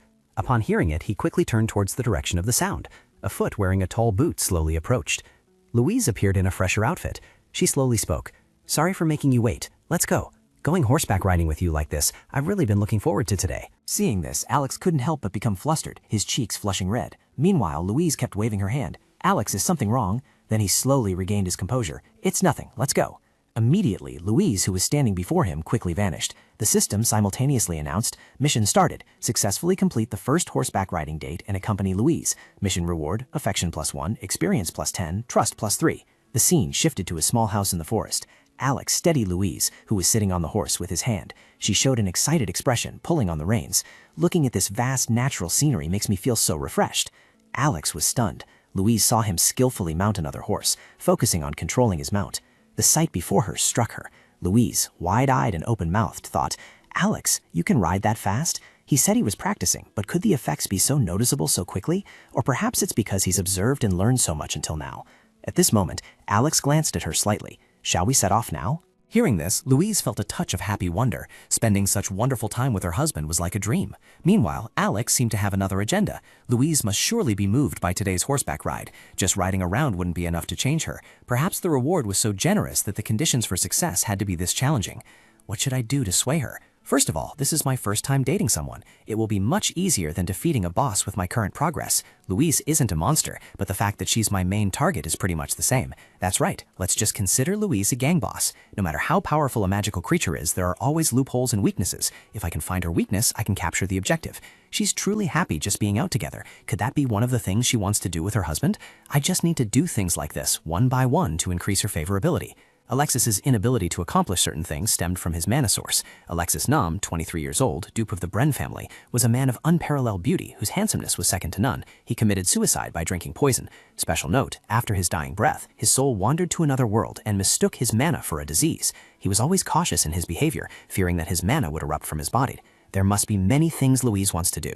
The two of them arrived before the colossal city gate. Alex dismounted first, his hand still gripping the reins. Then he slowly extended his hand towards Louise. Seeing this, she didn't hesitate to firmly grasp his hand. Suddenly, Alex unexpectedly called out, "Louise." His gentleness remained unchanged. "There's something I want to apologize for, my lady." As soon as the words left his lips, Louise's face showed a hint of bewilderment. Alex's voice slowly resonated.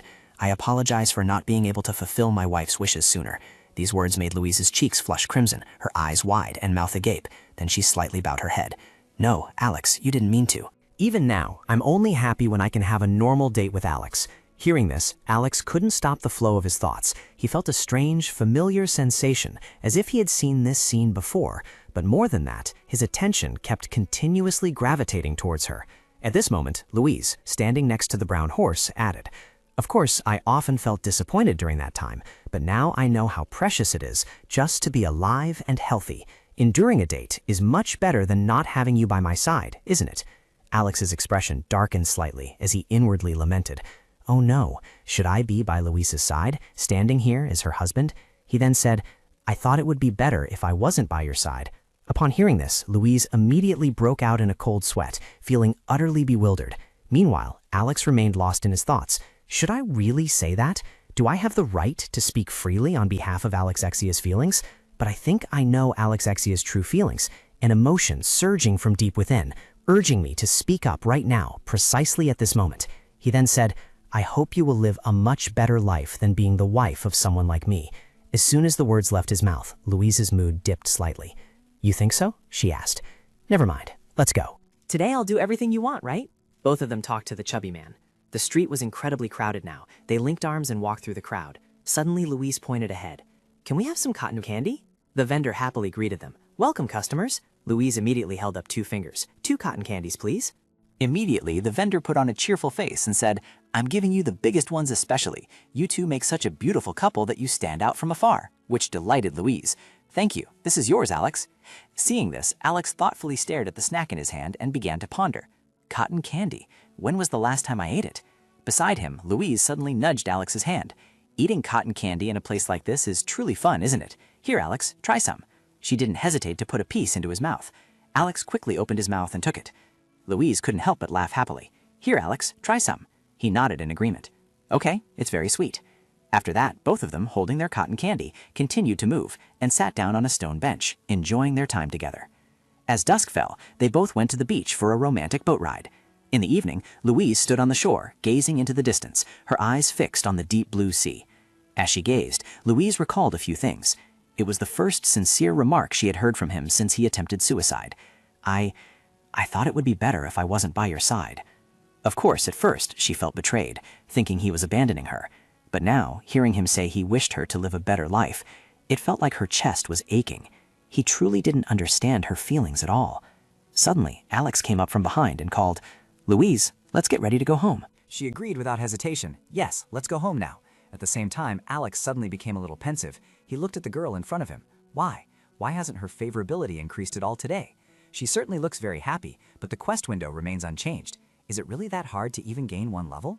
In my previous life, I reached level 2 just by catching a few monsters. This quest, it won't succeed. I'll wait for the next opportunity then. Come to think of it, this morning she seemed very happy on the horse. Louise, just for a moment, I'll help you up. Having said that, Alex quickly climbed onto the horse's back. He slowly extended his hand and said sternly, "Here, give me your hand." This action greatly surprised Louise. No way, is he going to help me onto the horse? Like riding on the same horse? Hugging me from behind all the way home? A moment later, Alex helped Louise onto the horse's back. Then he quickly jumped off the horse, thinking to himself, "Just as I thought, she's too light. Did she lose weight because life has become difficult recently? I should pay attention to Louise's diet for her health." Seeing this, Louise seemed a little disappointed. So he only meant to help me onto the horse. I got my hopes up for nothing. That's right, that kind of physical intimacy is still too soon. Today, I heard Alex's sincere feelings, and I was already very happy on our date. I shouldn't be too greedy. Alex noticed her unusual expression. Is something wrong? Quest successful. Congratulations. Quest successful. The first horseback riding date has been completed and Louise has been moved. Quest rewards. Favorability increased by 1, experience increased by 10, trust increased by 3. I almost gave up, but it succeeded. What part moved her? The ride back? Anyway, thanks to that, I only need 20 more points to reach level 2. From the distant bushes, several Drac figures lurked, continuously observing Alex and Louise's movements. He quickly had a bad feeling. Alex immediately put on an icy expression. Those trained people are following us. Louise and Alex rode their horses forward together. At this moment, Alex couldn't stop the thoughts racing through his mind. What are those guys? Are they a group of assassins? I don't know the reason, but it's clear they don't mean well. It's true I want to find out why they're following me, but I don't want to get Louise involved. At the same time, Gideon, flying beside them, quickly appeared and asked, "My master summoned me." Meanwhile, Alex silently commanded, "Put all our pursuers to sleep and ensure no one sees you." Upon hearing this, Gideon suddenly let out a terrifying growl. It quickly flew backward. Meanwhile, Alex suddenly froze. A system panel appeared before him. Urgent quest. Defeat the Grave Mercenary Group and earn experience points. Experience points increase by 5 each time a person's HP is completely depleted. Quest rewards. Affection, experience, trust, 10. This made Alex stare intently. An experience quest. Then he immediately asked, "Gideon, could you wait a moment? Should I borrow Gideon's eyes?" These guys are the Grave Mercenary Group. The Grave Mercenary Group. They're a notorious mercenary group, rumored to accept any request for money. The jobs they are hired for are mainly tasks on behalf of nobles who don't want to get their hands dirty. Their skills are also formidable, and it's said that they rarely fail any request. Gideon, keep an eye on them. Alex wore an extremely tense expression. Seeing this, Gideon couldn't help but ask, "Alex, what's wrong?" However, Alex said nothing, merely tugging lightly on the horse's reins. Beside him, Louise's eyes widened with worry. "I thought I heard a strange sound somewhere, so I just stopped for a moment." As soon as he finished speaking, Alex quickly made a personal assessment. Seeing how even the horses made no sound, it seemed they were very well trained. He stared intently at the figures ahead. At this, Louise became even more bewildered. "A strange sound? I didn't hear anything." Suddenly, Alex subtly raised a hand to instruct. "Wait for me a moment. 10 people on the left and 10 people on the right. Total experience is 50. Since the experience points needed for the next level are 20, even after leveling up, I'll still have 30 points. At the same time, the system panel displayed a notification. A new character has been unlocked. Carson Martin, male, 26 years old, leader of the Grave Mercenary Group, the second largest mercenary group in the Empire. He is very close with Alex, having studied swordsmanship with him since childhood. He regards Axon as a respected sworn brother. Combat power, 15. Alex slightly furrowed his brows. Carson, so that's the leader? Wait, a gun? A few days ago, the Grave Mercenary Group, the room was filled with empty beer bottles. Carson grumbled, half asleep. "I'm bored to death. Aren't there any interesting requests?" Immediately, a voice replied. "Yes, there is. This is a new request, Captain." Carson continued, looking at the paper in his hand. "The requester is a regular client. The content is clear. Something like beating up a troublemaker, right?" His hand tightened slightly on the paper, his face showing a hint of surprise after reading the news. "Find Alex Ithmayer and beat him half to death. We are not sure of his location, so please search in the north." He was extremely excited. "Exactly. This is the kind of request I want. A job to overthrow arrogant, high-ranking nobles and make them beg." Alexis Myers, a duke who lost everything overnight. Rumor has it he doesn't even know how to hunt. I won't have to put in much effort. His wife is also quite well known. I really want to see them kneel and beg for their lives. Just thinking about it excites me. Back to reality, Carson squinted one eye, aiming at the target. A thought immediately crossed his mind. I want to tease them a bit, but for now, they mustn't die. Across from him, Alex's eyes went wide. Wait, a gun? Speed skill. The speed skill allows the user to move at an extremely fast pace, making it impossible for normal human eyes to follow. At the same time, a blinding light flashed from the muzzle of the gun, and the black horse cried out in pain. Then Alex embraced a terrified Louise, thinking if I had been even a little bit slower, she would have been hurt. Gideon seemed furious. How dare they? I'll destroy them all. Alex quickly intervened. Gideon, wait, take care of Roos first. He then turned to the person in his arms. Are you okay? Immediately, Louise, still frightened, asked, What's happening? Hearing this, Alex furrowed his brows. This is an ambush. They seem to have been tracking us from the forest. This made Louise extremely confused. What? Us? At the same time, Alex raised a hand for silence. Shh, look this way. In the distance, a few voices could be heard. Where did they go? They were just here. They were still here until the shot was fired. Seeing this, Louise's eyes widened as she whispered, They're really trying to ambush us. Beside her, Alex suddenly glanced, giving an order, Gideon, stay here and guard Rose. Then he gently instructed, Rose, wait for me a moment. It will only take a little time. Hearing this, Louise was utterly panicked. What? It's very dangerous. Where are you going? After that, Alex gradually vanished, a display of skill and speed. Louise couldn't hide the deep emotions in her eyes as she gazed towards the distant, empty expanse. Louise anxiously called out, Alex, then couldn't help but wonder in confusion. He suddenly disappeared. Next, she continued to call out loudly, Alex! Overwhelmed with fear, she hurriedly set off to find Alex, thinking, I don't understand what's happening anymore. We were clearly riding horses. Where is this place? Alex vanished as if he had teleported. Where could he possibly be? What is this? What just happened? Is Alex safe? Just as she was at a loss for what to do, someone suddenly called out, Louise! She immediately turned her head to look, and Alex appeared out of nowhere, calmly announcing, It's all over. I think we can go home now. With tears welling up, she choked out a reproach. You really are. At the same time, after a long period of unconsciousness, Caston suddenly frowned slightly, and a heavy, dry cough escaped his throat. He struggled to prop himself up, one hand clutching his head, as a throbbing pain spread through every fiber of his thoughts, making him groan in agony, in wonder. What the hell? His whole body ached. Suddenly remembering something, he immediately turned his head, looking around frantically. Next, while rubbing his cheek and grinding his teeth bitterly, he thought to himself, but what exactly was that thing? After that, he quickly recalled what had just happened to him and mumbled, I only managed to catch an afterimage, but he was definitely very tall and muscular. I must have been hit so hard that my memory has become hazy. Then he continued to himself, I was tailing Duke and Duchess Brandt at Marquis Howard's request.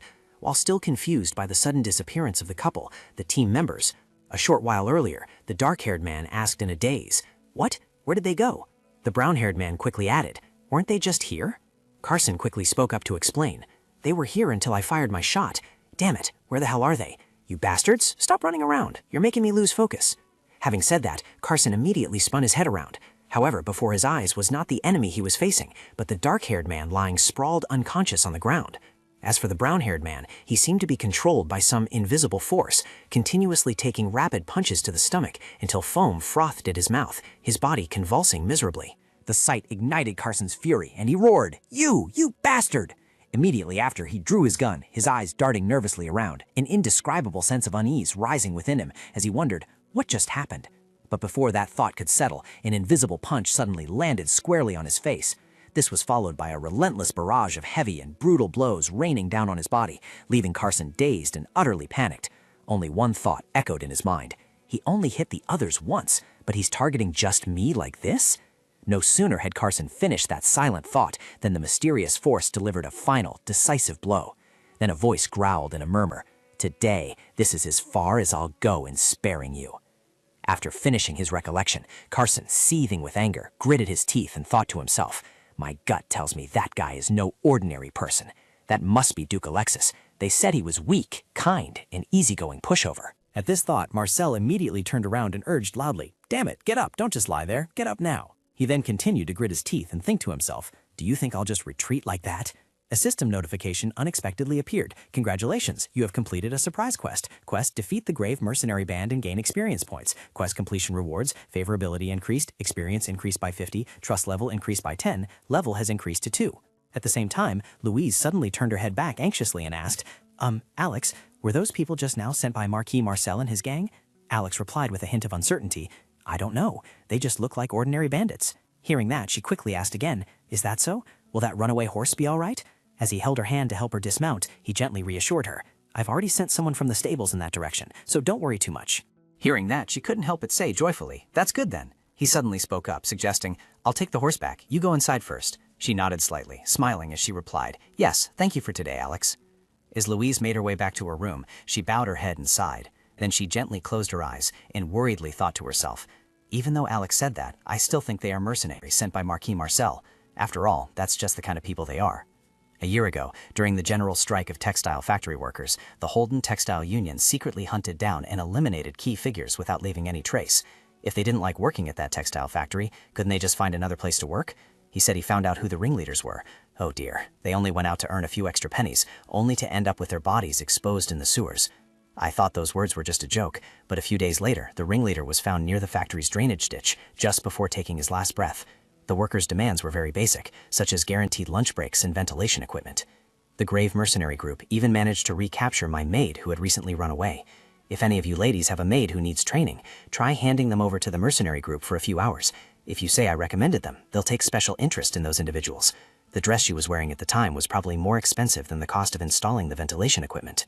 Both Marcel and Julia are incredibly cold and cruel. Not to mention, Julia is also the Empress's cousin and personal lady-in-waiting, so her power is truly not to be trifled with. They must have hired the mercenary group Grave this time to get the revenge on us.